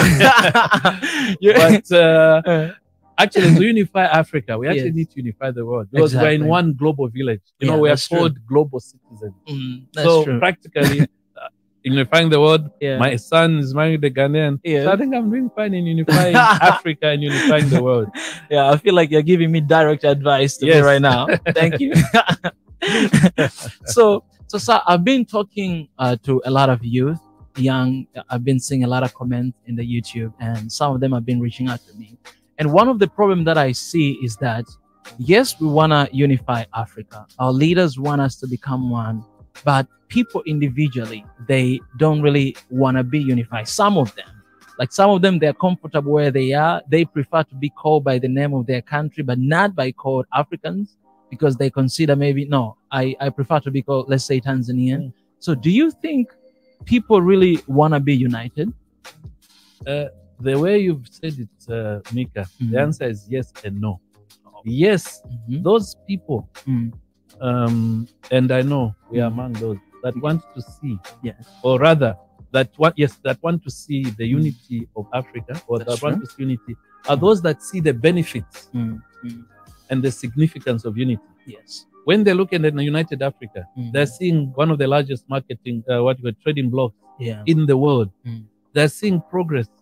They're seeing how Africa will progress. They're seeing how development will come. They're seeing how, as a nation, we'll be so powerful and control so many issues. Resources will be used so effectively. Those people will say yes, you know, and they see. Now, others, because of the agenda and because of the, how do I put it, their interest, will say no. Because they'll feel threatened. For example, they'll feel, if you unify that person, that individual, or that country, who outgrow me, you know, they'll become more powerful than us. So no, I don't mind. You know, and in Africa we love power. You know, hey, you know, I'll lose my post as president, you know, and there'll be another president, and you know, you start fighting. You know, when things like that start coming, those who say no. But I can confidently say, in fact, another example I can give, us being in Korea at the moment. North Korea and South Korea. Those who see that the united Korea would be actually a very powerful nation. If Korea, North Korea and South Korea was to unite, the resulting nation would be so powerful. There will be resources, there will be technology, there will be so much energy that will be released. And people say yes. Now, on the other side, those who say, if North Korea and South Korea unite, there will be a big bill to develop the others. Others will say, no, these will dominate, you know. So we shouldn't unite. Others will say, no, this will take all the raw minerals. You know? And other bigger powers will say, no, if North Korea and South Korea unite, the power in the region, power dynamics will shift. So no, you know, no unity. And I mean, no uniting. And those will say no. So those are the yes and no's. But we can categorically say that unity, the advantage and benefits of unity are far better, far bigger than the disadvantages or the, you know, the non-benefits. So whatever the case, the for unity is the way to go. And there's a better, you know, that's a better option. And we just handle and manage the no's, the few no's. I like how you put that, just like your philosophy to be open-minded, like openness. I love how you put that, because I kind of feel like most of the time we are not honest with our people that, okay, there's some disadvantage we might face, but I think advantage are more, and I think we should go, you know, towards this way. I really love the way you put that, and I think once people, they hear that from us as an African or African leaders, I think they will be very like satisfied knowing what they are getting into. Thank you so much. But what do you think, as we are still talking about this, I'm just thinking about, you spoke about free visa, like moving around the nation. That could be one of the ways to unify. What do you think about having the same passport? Let's say, like the same language that unify our continent of Africa, even maybe anthem, like free visa, like you can go anywhere, even the same currency, like having something like that. And what are your thoughts about this? That would be very powerful. I'll tell you, Mika. That would be very powerful. Although we still got a lot of work to do. That's true. Excuse me, before we reach that stage. But that would be very powerful. Because what that will do, like I said, it will unleash such a powerful entity, a unit, a united Africa, which will result in, I would call it serious development, serious prosperity, serious progress. Okay? And for that to happen, because you see, to have that one passport, common language, common currency, that speaks of the people that are agreed, that are one. Unified, and I will use a story in the Bible, if you allow me. Definitely. The Tower of Babel. If you look in the Bible, there were those guys who wanted to build the Tower of Babel, and they started building that tower. Then God looked up and said, "Hey, these guys, they're one. These guys will reach heaven, and they're building that tower, and they are able to do it because they are one. They are united. So let's confuse these guys, give them different language, so they will not, you know, build this. So even, you know, the heavens, God knows the power of unity. So that passport, you know, one passport, currency, and that speaks of a united people who will not fail to do anything. And that's the power that we're talking about by those issues. You said something very interesting, that we have a lot of work to do. Do you mind to elaborate? What do we have to do to reach there? Exactly. One of the issues that you did mention, that in Africa sometimes there are people who don't want to, you know, to get that that unity.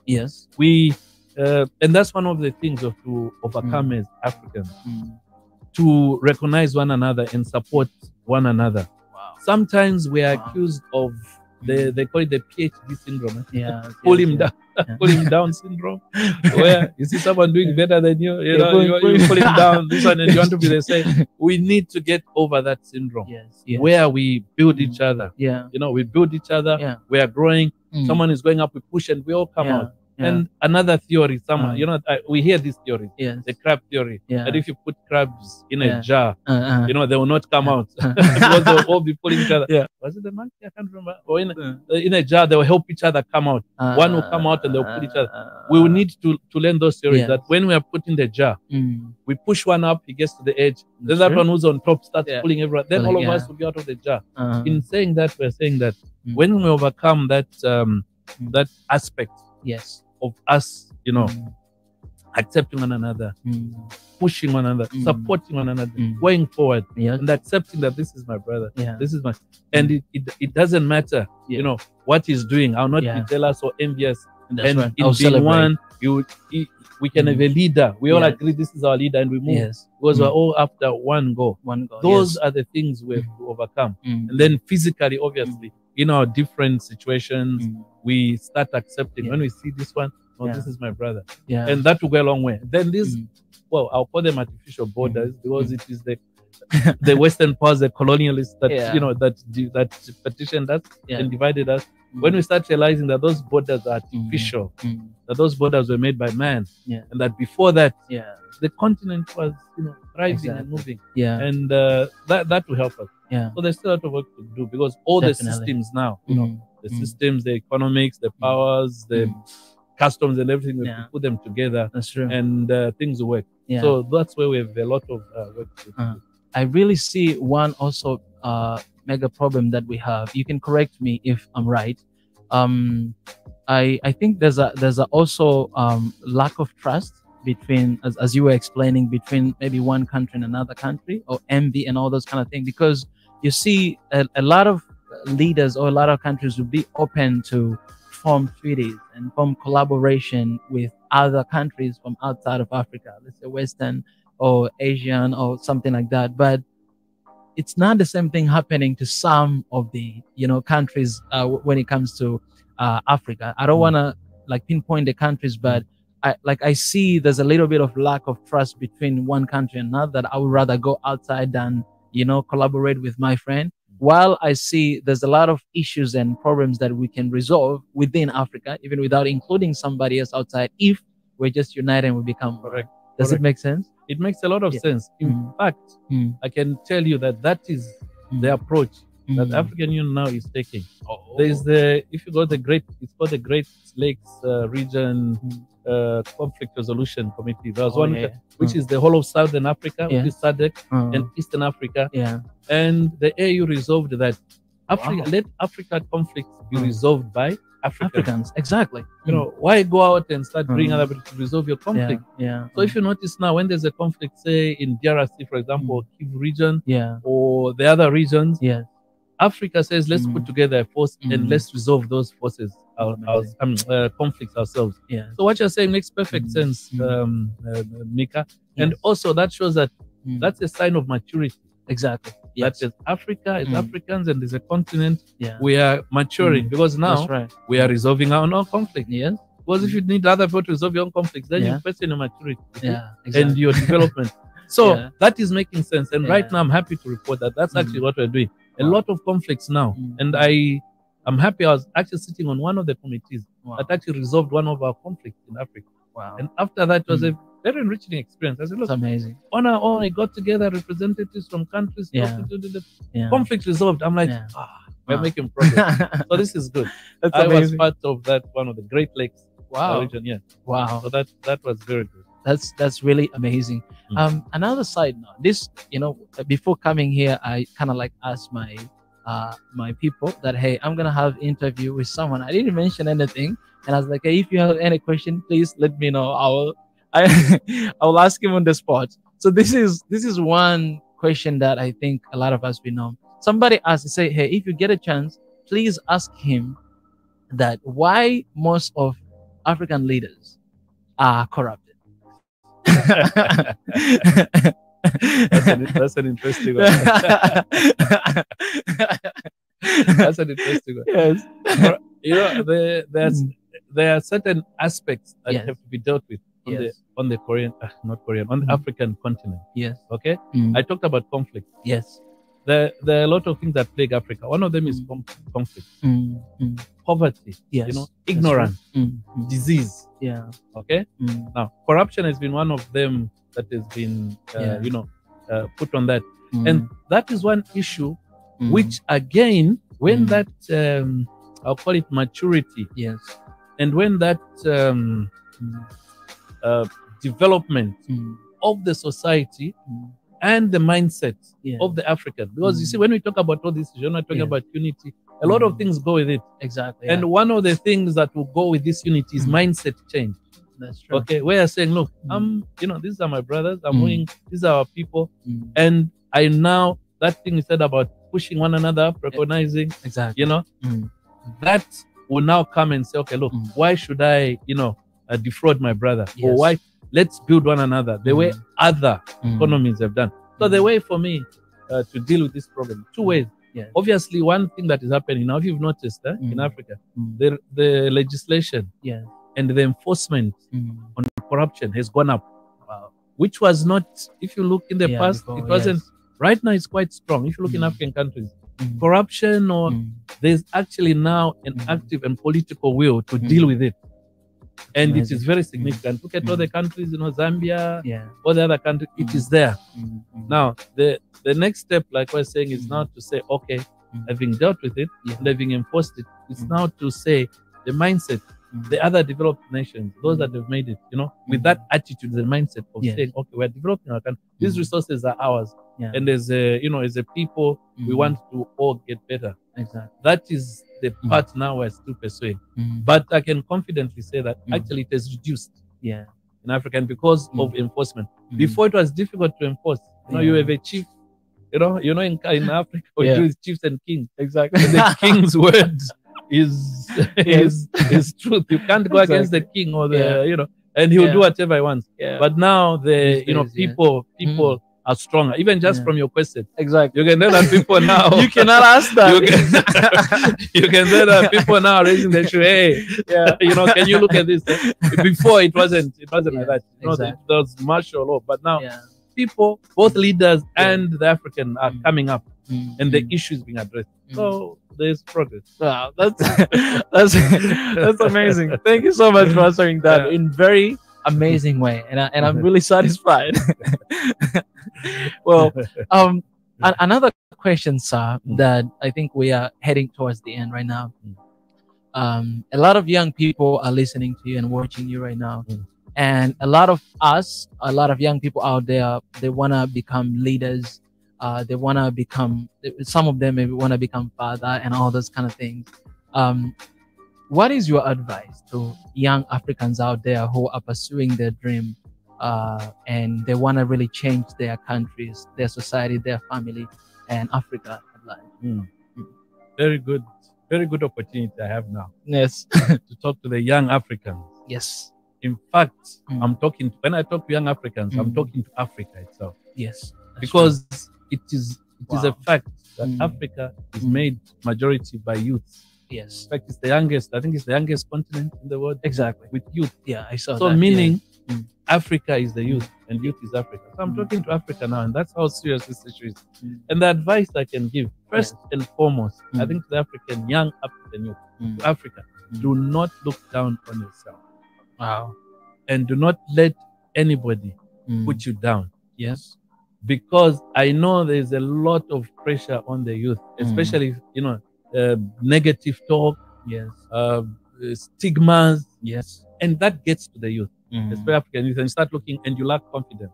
So the first important message, youth, African youth, have confidence in yourself, and know that you actually have something you can offer and something to give, more than a lot of other people in the world. You can offer a lot. And also to realize that, look, you do not have to run away from the continent. He's talking to me. Yes, sir. To make it. I'm going back. Yes. You don't have to. I mean, Yes. if you are called, you can work around the world. Yes. Do your, your school. Yes, sir. Travel the world. Yes, sir. Learn. Yes. From the developed countries. Learn. Yes, sir. Yes. But when you've acquired, when you've developed yourself, yes, sir. Use that knowledge, that power, that leverage you have to develop your country and your continent. And also to tell you that actually, do you know that you can there are more opportunities to make it Africa, to make it big. That's true. Than in a lot of other parts of the world. That's true. So if you have the right attitude, the right connections, the right focus, you can make it really big in Africa. Wow. So my advice and my point is have that confidence, have the confidence, don't let anybody talk you down, and know that you've got more to offer, a lot to offer than a lot of the other nationalities in the world who tend to look down and disparage African youth. And a lot to be very surprised actually. And it is clear now, I've seen actually a lot of youth, African youth, that are actually world famous. Yes. World famous and performing and actually offering to the world what others are envious. They're like, wow, this African youth. And they've actually etched their place in the world.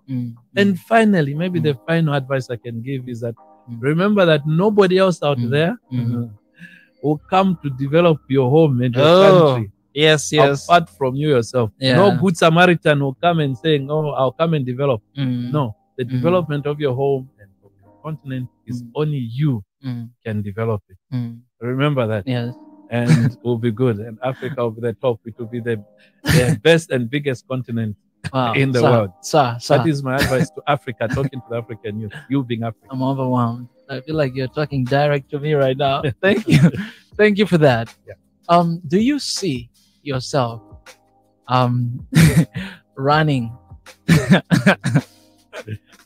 in the future, later in the future, far future? Do you see yourself running for the highest office in the highest Zambia? Office in the land? Yes. I always say, and I referred to the Bible earlier on. Yes. I referred to God. God directs our paths. God directs our ways. You never know what God has in store. For now, I'm ambassador, to Zambia, and I'm working very well with my president. In fact, the president of Zambia right now, Edgar Chavala. Yeah, he's amazing. He's amazing. He's appointed me here. Yeah. But God directs our paths. That's true. You never know, in a few years from now or into the future, an opportunity arises, and should it arise, I'll be very happy to serve my country, Zambia, and my continent, Africa, in that highest position. I'll be there right next to you. Yes, you better be. And you'll be very welcome. You'll be very welcome. Yes, sir. Thank you so much. Thank you, for Mika. sitting down with us. Yes. This has been amazing. I feel like I went to the university again. Like all this moment that I have right now, it has been such a productive, and I know not only to me but to everybody out there. And the final last chance that I would love to give it to you, if you wouldn't mind, is if you have any question for me. Any question for me. My turn to be the interviewer. Yes. I need to ask you a nice tough question. No, but first, thank you for having me, Mika. I felt very good having this interview. I've been very free, if you've noticed. Exactly. Yeah, I do have a lot of interviews. I've enjoyed this one, I must say. Wow. And I just want to encourage you, One Africa and Swahili Nation, and I've been following, some of the things you're doing, and I've been very impressed. Thank you so much. I'd like to encourage you and the team. There you go. Woo. Up for One Africa and the team, Africa, the One Africa team, the Swahili Nation. Keep it up. You're doing a good job. And my question to you, what are your plans, Mika, regarding what you're doing? To go back to Africa. Okay, very good. I need to go back to my people to apply all the knowledge that I've got here. Yes. Yeah. But I know for sure one of the reasons, because everything I know is planned by God, and one of the reasons why I came here, I believe deep inside my heart that it was for this moment. Correct. It was for this moment, because I cannot do this back in Africa, or even if I come to Zambia, it's gonna be really hard to sit down with with you, Your Excellence, and it's, I don't know, it's such a privilege. Like my dad, my mom, they're so proud of me sitting down here, and they're extending their greetings to you, thank you as well. And I just appreciate you, and I appreciate the government of Zambia, and I appreciate what you're doing for us and for Zambia as well, for everything you're doing for Africa. It's amazing, and you know that. You are my role model. Thank you. When it comes to leadership, it comes to you are my role model. I'm looking up to you. I've been stalking you, all these details about you. I need to call the police. I had to listen to all the interviews you've done in Korea. Yes, just to see that. Okay, so thank you so much for your time, and thank you so much for having me. Yes, no, thank you, Mika. Like I said, I've enjoyed it. Yes. One thing you said, actually, that being here has made a lot of things possible. Yes. And that's why I said it's important. Keep your network. Yes. This is a very important network. Very important opportunity place. So even as we go back to Africa, maintain the network. Yes. We need to get what we can from the development, and we'll get there. So thank you. Thank you so and much. Keep it up. I encourage you. You're doing a very good job. You and the team. Thank you. Thank you, everybody. People, thank you so much for joining us today. As you have seen, please leave your comments in the below section and let us know what you think. All the questions that we've been talking about today, just let us know your answers in the comment section. And until next time, One Africa, a conversation for better tomorrow. Swahili Nation, Swahili to the world. Appreciate it. Bye-bye.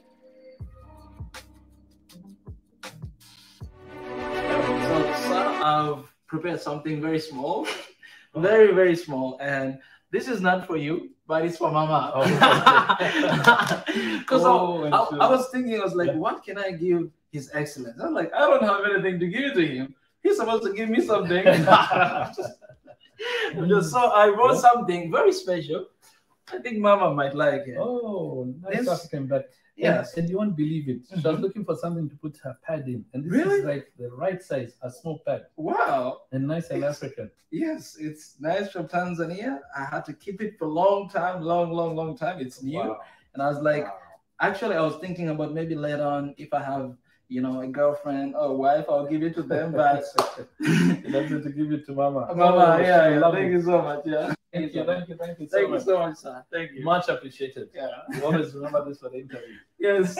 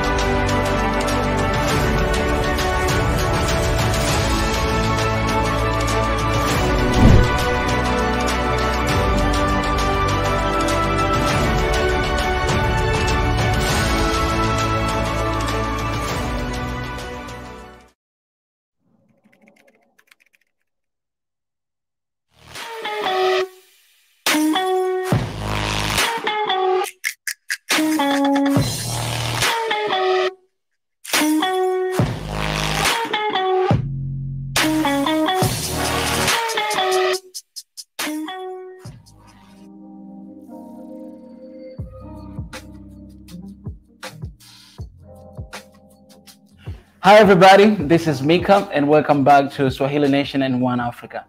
Today is a very special day because right here next to me I have a very special person, and right before I let you introduce yourself, I would love to share a little bit about your biography. I did a little bit of digging and I hope I got it right. In 2005, she resigned from her corporate job so that she could give more to her people back in Kenya through Twana Twitu, a Kamba word which means our children, an organization that supported over 3,000 orphans and vulnerable children in Kitui, Kenya. She served in Kibaki's government under the Department of National Economy and Social Council, NESC, which birthed Vision 2030. She was also awarded by ex-President Mwai Kibaki the Moran of the Burning Spear. While in USA, she worked as an assistant vice president at a Wall Street investment bank.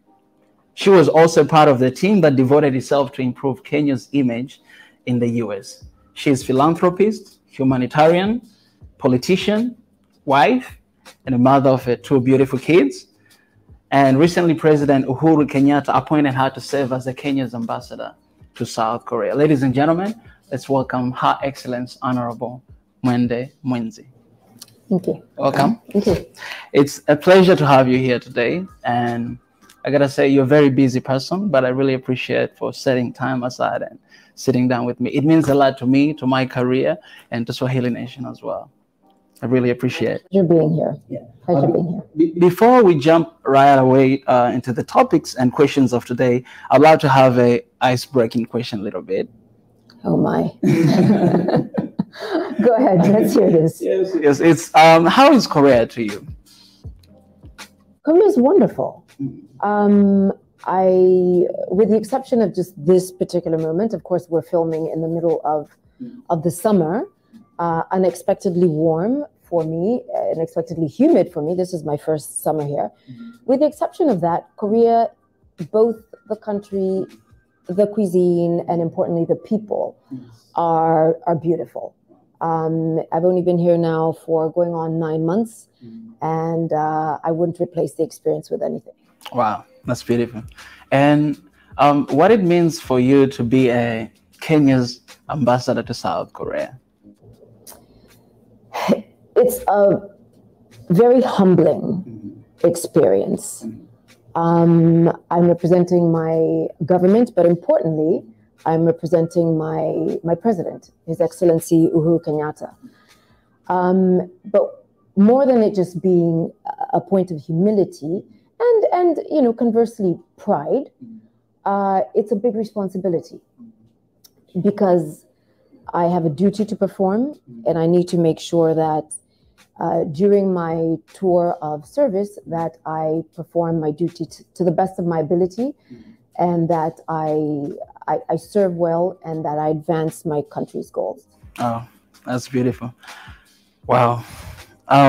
So as we know that Africa is very huge with different culture, different languages, different people, and it's very diverse. And one of the challenges that we are facing in Africa is division within countries, division within tribes. It's quite a big problem right now in Africa. For instance, you can take a look of what is going on in Ethiopia right now, and what is going on sometimes during election in certain countries. My question is, how can we start a conversation of reconciliation between two different sides that they don't really want to be together? I think we, first of all, need to distinguish between, I mean, you did mention quite a few points of separation, but we need to acknowledge one thing. Interstate wars are virtually uncommon now. What you see over the past several decades is more intrastate, where, as you mentioned, there's ethnic conflict and rivalry of that nature. So what do I think should be done in points of conflict? I think it depends strictly on the nature of the conflict itself. Some conflict is really temporary. You mentioned electoral cycles. So you know that in the periods leading up to an election and perhaps the periods immediately following, there might be a little strife. Maybe it's just competitive strife. But you know that in its nature, if managed properly, it's largely instigated by politicians, some who will lose, but it's temporary, largely. Where you have simmering tensions that are ethnic or religious-based,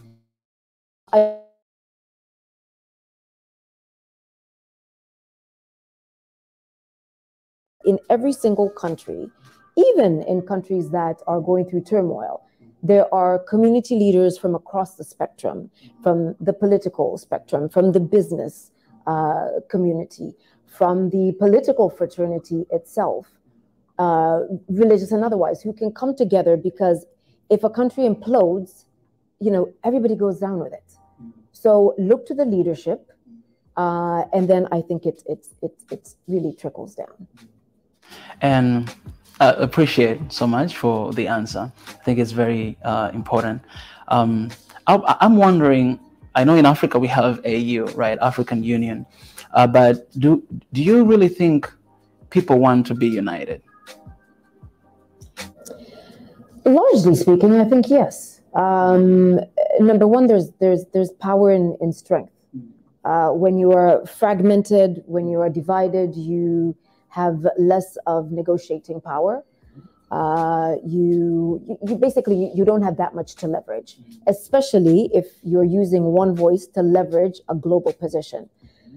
But, you know, of course, in any given situation, there are going to be entities that do not want unity, because let's face it, something like war is a very profitable business. There's a lot of profit in conflict. So you will have interested parties who will constantly, you know, throw in some fuel, someone else who will light the flame, and sometimes, you know, unfortunately, but it is the reality, those parties have nothing to do with the fire that's burning within. You know, there are, you know, many wars that are started by proxy. So I think in the end, it is up to the majority of the people to clamor and to insist on a peaceful situation. Because just think of it for 1 second. What happens when you're in a conflict? You know, you've got the destruction of life, you've got the destruction of property, you've got displacements, refugees fleeing from either one side of the country to another side of the country, or even across borders. With that comes complete destabilization. You are in secondary school and you suddenly have to flee to a different area. You will never get to complete your education. You were maybe rising in a position of, you know, a career that you liked. Suddenly now you find yourself completely, not only, you know, your livelihood is gone. You're unemployed. You have children. And then there's the other things that come with conflict. You've got child soldiers. You know, countries that will recruit children into the war. You have young girls that are raped. So nobody, especially the majority, would want to live in situations like that. In contrast, think of what happens in a peaceful situation. Economies thrive, lives thrive, and in this era of globalization, I think it's for all rational people to support the process of peace and stability as much as they can. So we know all the positive effects we'll have if Africa will be united. And what do you think are the possible ways to achieve that, or to unite people? I think we're already on track, by the way. If you look at our country alone, I'm very proud, by the way, to say this, and I think it's important that I say that my president happens to be a Pan-Africanist, and he has been for years agitating for a common African voice. In fact, as far as 2015, he was trying to stimulate a conversation that has existed for a while related to the United Nations Security Council, where majority of the things that are discussed have to do with conflict in Africa. I think up to 70%. And yet, there's not a single African nation that sits on the P5. So the feeling, and it is one that I personally share, and that is shared by quite a few people, is that we need to reconstitute the United Nations and make it more dynamic and reflective of the current global dynamics. You know, we're way past, you know, when it was first constituted. But domestically, what he has done is he has urged for intra-African trade. You know, we have been, as a continent, a subject of a lot of exploitation, going back to the slavery days and the colonial days, and even in post-colonial periods, we really are still suffering under the yoke of colonialization and slavery. So what he has urged for is, if we as Africans trade amongst ourselves, because we are very big trading partners, and then speak in one voice, we are much stronger than if we are independent. Kenya doesn't operate anymore just as an independent country, and of course we are a sovereign nation, but we are within quite a few regional blocs. We are a member of the EAC, that's the East African Community. We are a member of the African Free Continental Trade. We're members of COMESA, and different countries have different dynamics, but ultimately you are seeing that sentiment is shared, and more countries are coming together, not just under the umbrella of the AU, but even within their own blocks. Yeah. So it's happening. I wanna talk a little bit about education in Africa as well, because the system that we are still using most of countries right now in Africa is the system that was imposed by colonialism back in the days. And do you think where we want to go, is it helpful for us to continue to use that system in our education? Well, I can't speak for the rest of Africa, but let me speak to what Kenya is doing. Mm-hmm. Kenya has, for a very long time, done precisely what you're urging, which is interrogated what it feeds the minds of its citizens. So it has set resets, the reset button quite a few times. I used to be in a system where you were in primary school for 7 years, secondary school for 4, and then high school for 2. I happen to be the last of my class. Now, I'm sure some of your viewers will start doing the math to figure out how old I am. But then we went to a system where it was 8-4-4. So it was 8 and then 4 and 4. At present, we have revisited that again. And it's not just revisiting the periods that a child is in each segment, but it's also the curriculum.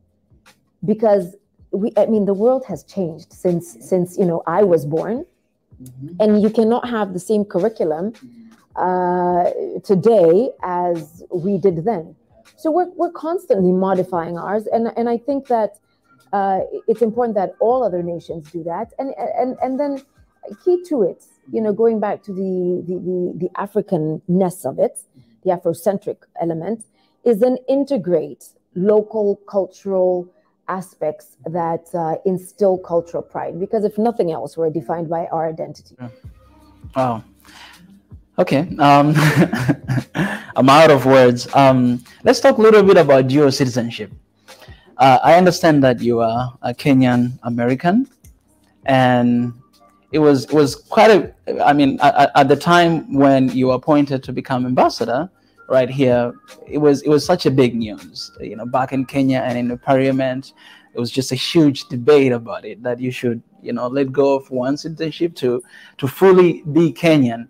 And right now we have a lot of African diasporas outside who really want to have something like that. And my question is, do you think it's the time in Africa right now to have a conversation about dual citizenship? Is it something that it's gonna somehow change the dynamics in Africa right now? Let me answer this by saying this much. Mm-hmm. Number one, an increasing number of African countries recognize and have embraced dual citizenship.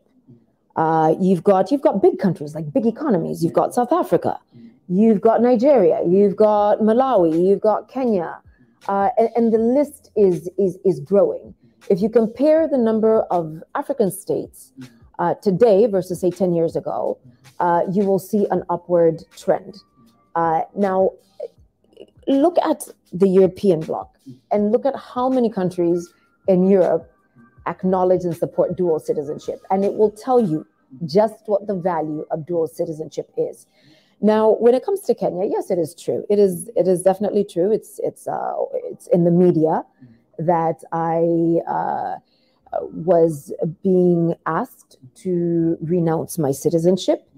But it's important to say that Kenya does, since the promulgation of its constitution in 2010, Kenya recognizes dual citizenship. And so for certain parties to ask me to renounce my citizenship is actually asking me to embrace an illegality. My own constitution, the constitution that was passed through a referendum that was nationwide, supports dual citizenship for the litany of advantages that it offers us. You know, you want to be able, number one, to trade. You know, there's certain countries that, in fact, offer you citizenship if you simply invest. You want to be able to travel freely. You want to, you know, we're increasingly a global society. I mean, I am a dual citizen, not just because I was born in the US, but also because my mother is American. But my mother lived in Kenya since she was 1972. My entire formidable years were in Kenya. So I may carry a different passport, and I proudly do. But culturally, what am I really? Culturally, I am Kenyan. Now look at somebody like Barack Obama, former president of the US, whose father was Kenyan and whose mother was American, coincidentally from the Midwest, where my mother's from. Now, he's an American, he carries an American passport like me, but culturally he's American. You know, but we're increasingly global citizens, and if our countries, particularly our African states, want to tap the wealth of not just financial resources, but intellectual resources that the diaspora offers, I think they should increasingly join the rest of the progressive world by embracing dual citizenship. This is a little bit personal question. I want to know, how was that experience to you? Because for me, as a third person watching and listening, people, I mean, saying that, hey, you should let go of this. Like, literally, you have to deny one part of yourself, identity. How did it feel? Like, how was that experience to you? What did it tell you? I think you're the only person who's actually ever asked me that, and I find that very interesting. And thank you for asking me that. There were different elements to it. One was sympathy, because there were many people who were fighting the issue without actually realizing that in fighting it, had I given up, I would have harmed our country. I was offered a very unique opportunity through my nomination to speak on behalf of and to fight for all the children that had been born in foreign land that want to come back to the country and serve. And I said it in a few different forums. I would say, enrich the motherland somehow, either directly or indirectly. Empower somebody and use the blessings that you've been given to bless forward. Well, madam, I really appreciate your time. It was a very short interview, but it was very impactful. I believe that a lot of Africans that they're watching out there, I believe it's going to have a huge impact, you know, on their lives and, yeah, on their future as well, career. I really appreciate for having us here today. Well, thank you very much. My very best wishes to Swahili Nation. Thank you so much. And keep up the good work. Thank you so much. Keep up the good work. God bless. Amen. Amen. Guys, appreciate, man. Don't forget to subscribe, turn notification button as well. This interview will be available on AudioMax, Spotify, iTunes, SoundCloud, everywhere. So please stay tuned. Until next time, don't forget to love one another. Spread peace wherever you are. I'm out of here. We'll be right back.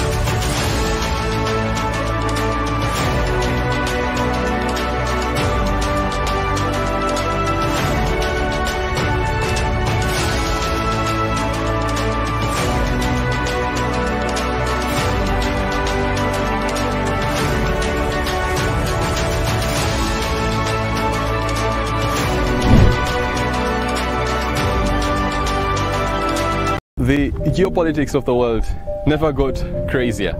This is the most craziest place on earth because this is the portion of land which is owned by absolutely no one. Like, this is the land which is independent. It's not yet colonized. It's not owned by any state.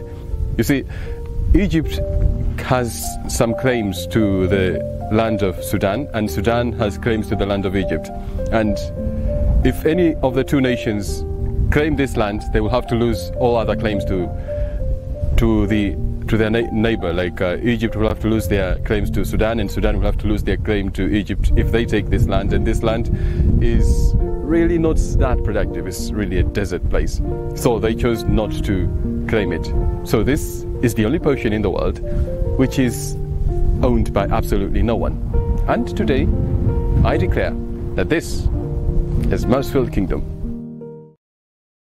Hey family, I'm back here again to give you updates of the GoFundMe Swahili Nation One Africa funding, how it has been going. We have raised so far 3,305 euro. And you guys, you know that our goal is to have 25,000 euros. So we still have like 22,000 to go. And it has been a month now.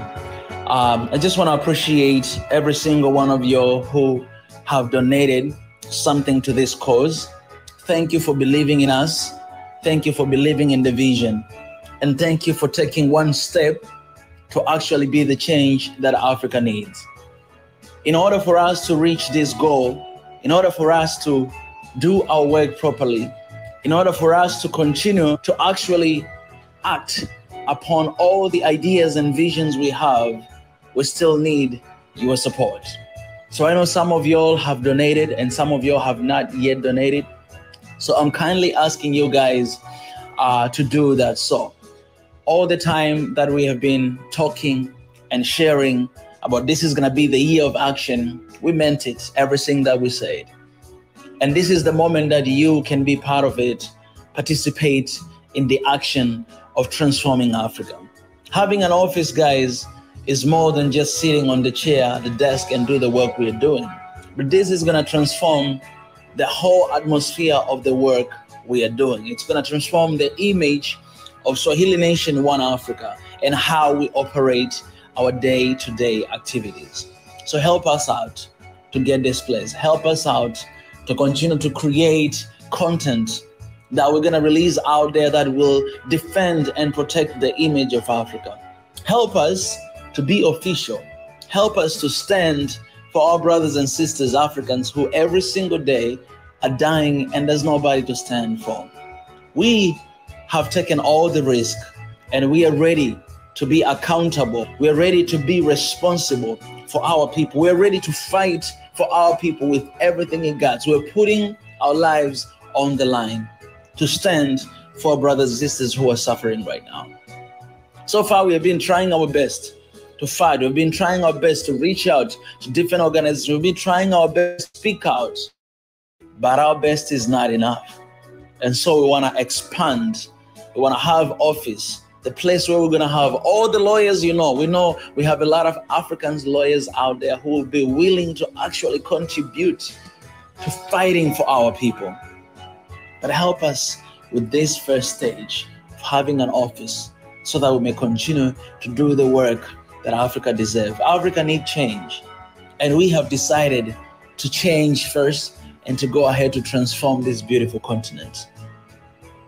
My people, my fellow Africans, we cannot do this without your support. Spread this word, share it with everybody, share with everyone you know, and tell them that we need your support. Be the change that Africa needs. Sometimes we might not even need to be here on the continent, but because of your donation, will help us to stand with you, to stand for you, and fight for our people here.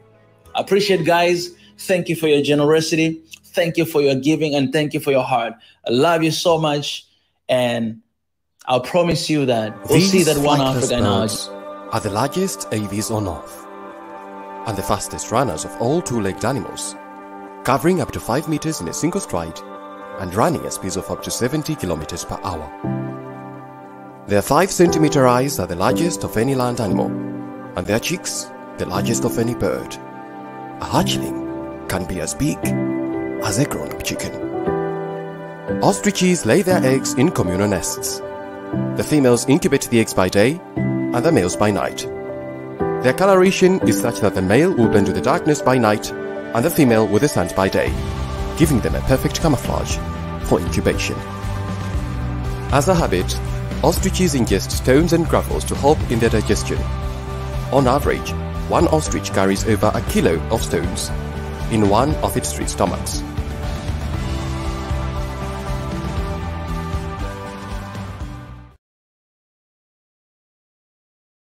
Usually, I never get used to read a speech, but for today, I'm going to read a little speech that we wrote. And this will give you a full picture of what we stand for, where we are, and where we are going. It is indeed an auspicious occasion, a great honor and privilege to be here with you today to launch and celebrate a Nations of Union, One Africa. Swahili Nation One Africa is a global initiative founded to unite Africa, explore the abundant opportunities of growth that exist throughout the continent, harmonize ideas, and best steps to harness these for the benefit of both the young and old generations. To date, Africa remains a continent blessed with numerous resources, yet it is still the poorest in the world.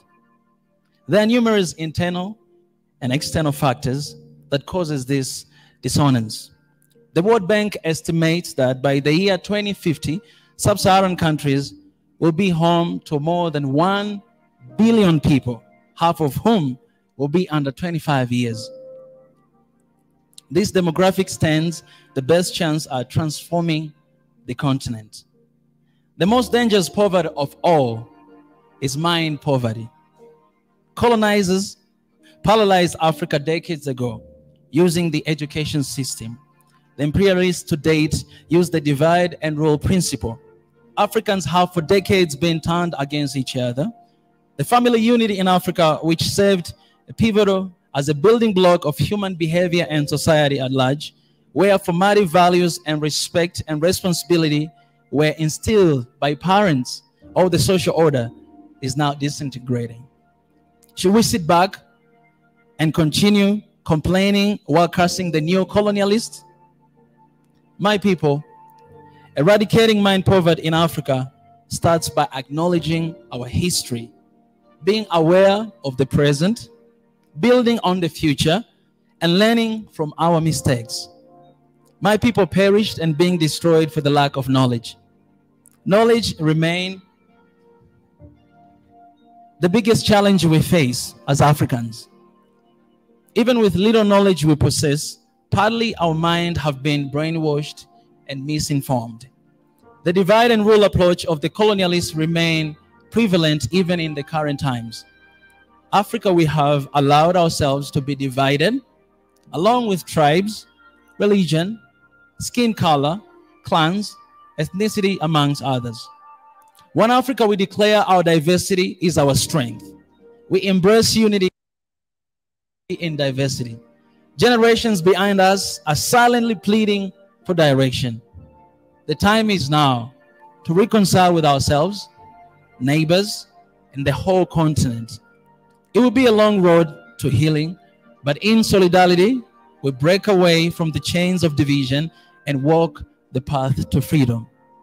As we forge through this era of technological revolution, Africa should concurrently embrace transformative global trends, especially targeting our education policies. We should create tech corners and replicate across the continent to acquaint professionals in Africa with different trends on education and technology aimed at connecting them with the rest of the world. Unity, peace, and love run a resounding hollow. These three sum can only come through initiative that promote equality of opportunity. Africa is the world's youngest continent with 60%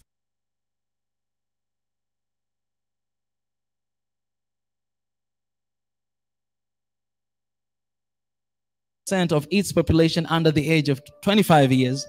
Africa is an envy of the globe, accounting for 19% of the globe youth population. Let us tap into the readily available labor force of the young men and women and detract them from joining extremism. Free them from taking risk journeys across Mediterranean Sea and from appalling conditions and inhuman treatment some experience in the Gulf region. We need to harness the potential of our young people. World Bank estimate that 40% of youth who join extremism are motivated by economic inequality. The exodus of our youth and other professionals through legal or illegal immigration should be a concern for all of us. Our social fabric is being broken, yet human capital is in abundance in Africa. Africans, we have the power to reverse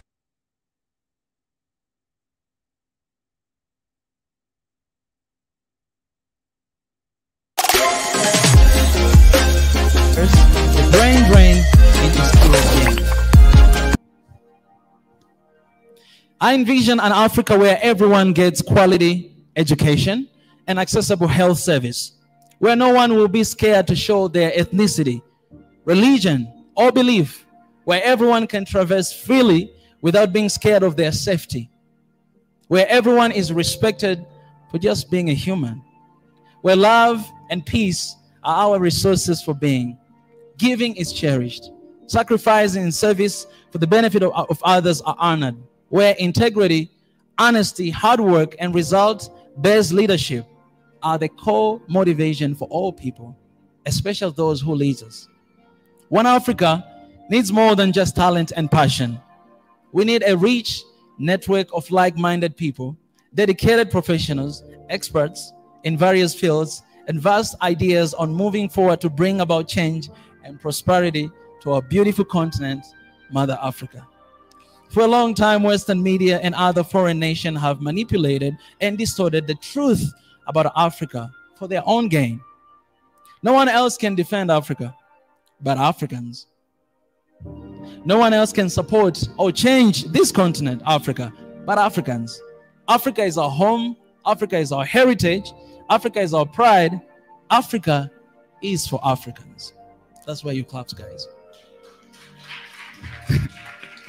Thank you. Thank you. Collapse the borders.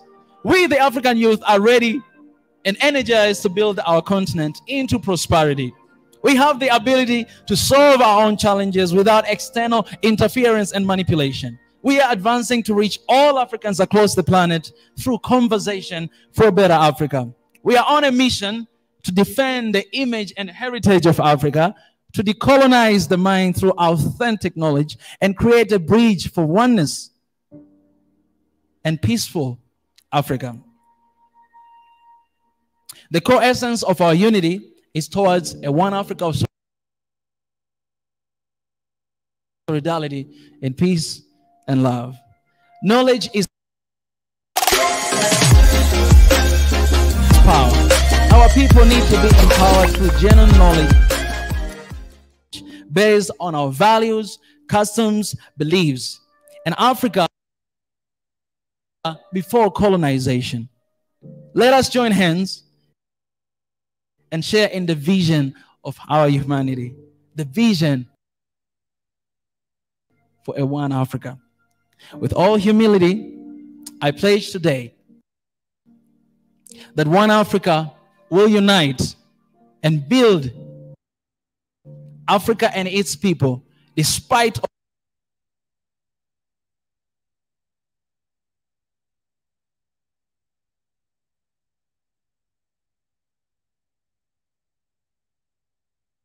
of our differences, because our diversity is the key pillar of our unity. I sincerely thank and welcome you abroad to go with me in this journey. Thank you so much. Appreciate. Let me just finish by saying that my tribe is Africa. My tribe is one Africa. Whatever tribe you have, it's Africa. And that's how we can unite each other. Appreciate, guys. Thank you so much.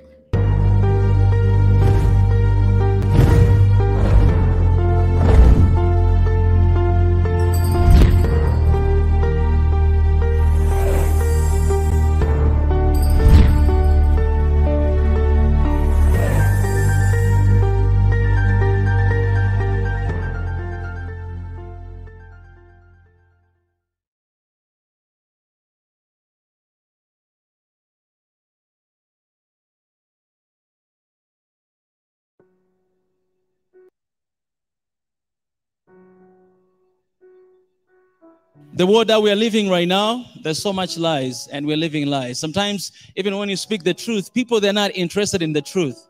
People, they don't pay attention to the truth. They don't want to hear it. But what is truth? What is truth? Is truth,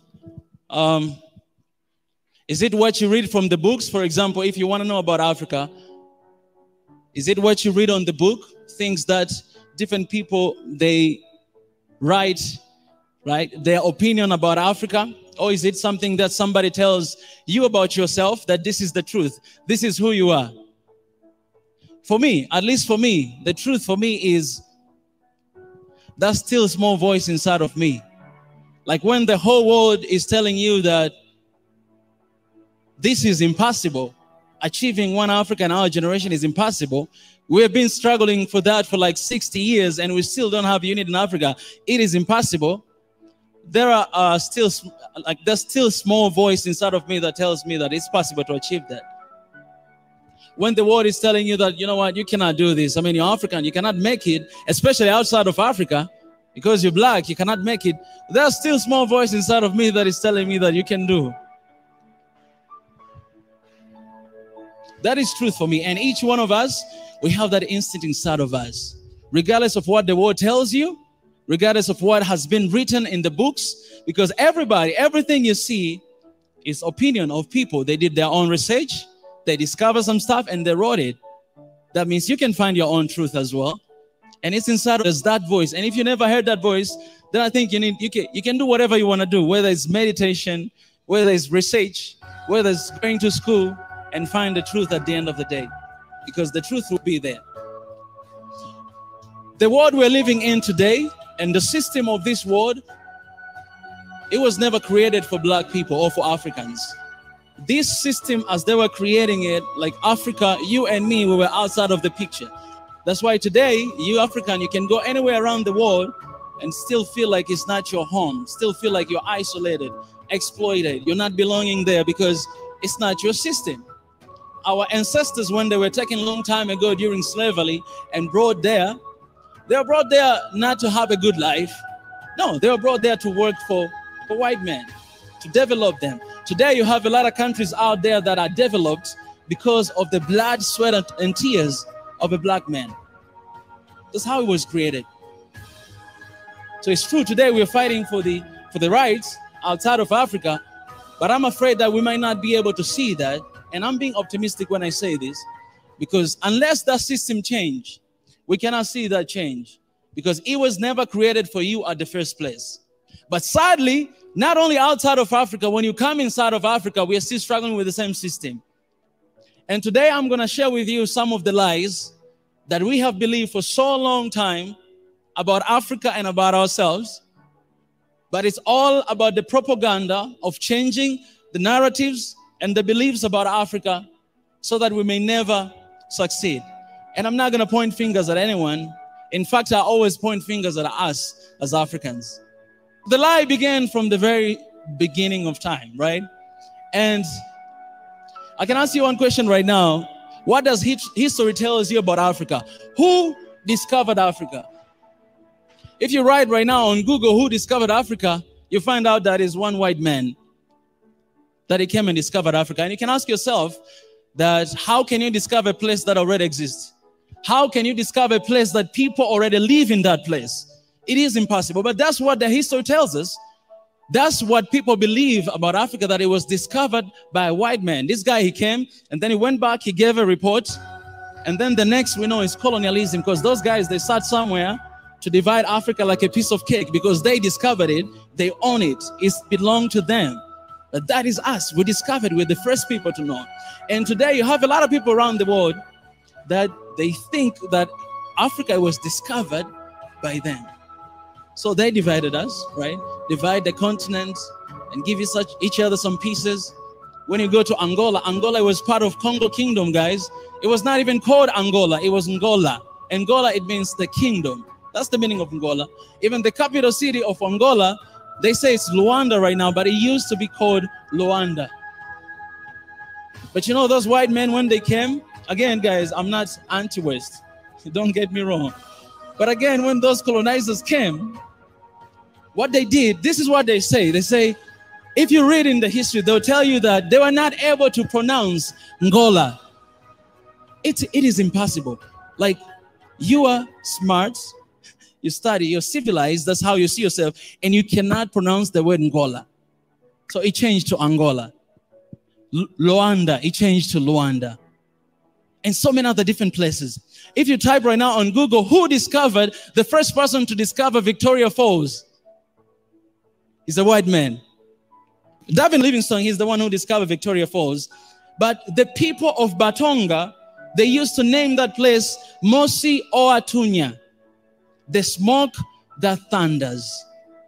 That's the original name of Victoria Falls. But today, everybody will say, we call it Victoria Falls. And we say that David Livingstone discovered that. And we still praise the name of the Queen Victoria. The same thing to the Lake Victoria. We call it Lake Victoria. But that lake, it had its original name the way before that guy came and discovered that. These are lies. Not only that, even the word Africa. Do you know who discovered the word Africa? You know who named our continent? It's a white man. It was not Africa. I told you that the Congo Kingdom was bigger kingdom all the way to Angola. Let me call Angola. All the way to Angola. And then they divided it. People, like right now, if you see African map, there is part of Angola is inside Congo. Do you know that? Not only that, they use another way to teach different language. So people in Angola, they started to learn how to speak what? Portuguese. And people from Congo, they started to learn how to speak Belgium. Why? They were united, they were strong, but they had to divide them by teaching them different language so that they may not appreciate their culture, they may not be grateful with who they are, they may not embrace their identity and learn another identity. They were not done, they didn't stop there. Oh, they took some of our people. They found some people who, like Africans who were like strong like me, handsome like me. They took them and they took them away of the continent. Skillful Africans. These days we call like brain drain, right? They took them away because they wanted to develop themselves. And today, when you look at African, everybody out there think that Africa they have low IQ. Who is the founder of IQ anyways? Africans, they're poor. Africans, they need support. Africans cannot survive without us being there, because from the first place, we went there, we discovered them, we taught them, we helped them to develop. Today, we're even happy when you look at South Africa, the way it developed, and we are happy about that. That, hey, look at this. But you can see what is going on in South Africa there. The division that is in that country, our brothers and sisters, it's outrageous. So the lies began all the way from the beginning to divide us, to change us, and to change our history. Today, Africans, we are struggling with identity. We're struggling with division. We look at each other differently because of our tribes, because of our color, because of our nationality, because of our languages, and we're still struggling with that. We don't think we're one people. We don't think we're one family because of someone else who had its own interests to divide and to conquer Africa, and it's still happening today. We ask ourselves every single day, why Africa is poor? Africa is poor because we don't have our identity anymore, because somebody else named our identity. And the big person to blame there is us Africans, who allowed that to happen back then and who are still allowing it to happen even today. I was asking myself, if we know how much unity means to Africa, we know that unity is power. You cannot know the meaning of power, and you cannot know the true meaning of power if you don't have unity. If you don't have unity, you don't have power. Africans, we don't know the meaning of power because we don't have unity. I'm telling you guys, power is not in the military. It's not in that. It's not about that. It's about the unity. And we'll never get to know the meaning of power if we're not united. And leaders and everybody in Africa knows that the only thing that can change Africa is unity and oneness. But we don't pursue it. But we are not ready to do it. Why is that? Because we have been comfortable for so long, living divided, losing our identity, and we are not ready to put on the work to find our true identity from the beginning, the true history of Africa even before colonization. Know who we really are as Africans. This is what I say all the time, that Africa is a big family with 55 different children. These 55 different children, they don't have same behaviors. They don't have the same, they don't look alike. Sometimes they don't even speak the same language. It depends where they grew up. But we are family. Why 55? Because 54, there are countries inside Africa, and that one country is diaspora. Africans all around the world, and they are our family. Because Africa is not just a place, but Africa is people. Me and you, we are Africa. The world is telling you this, that there's developing country, there's developed country. That's what they say. I never seen Africans say that.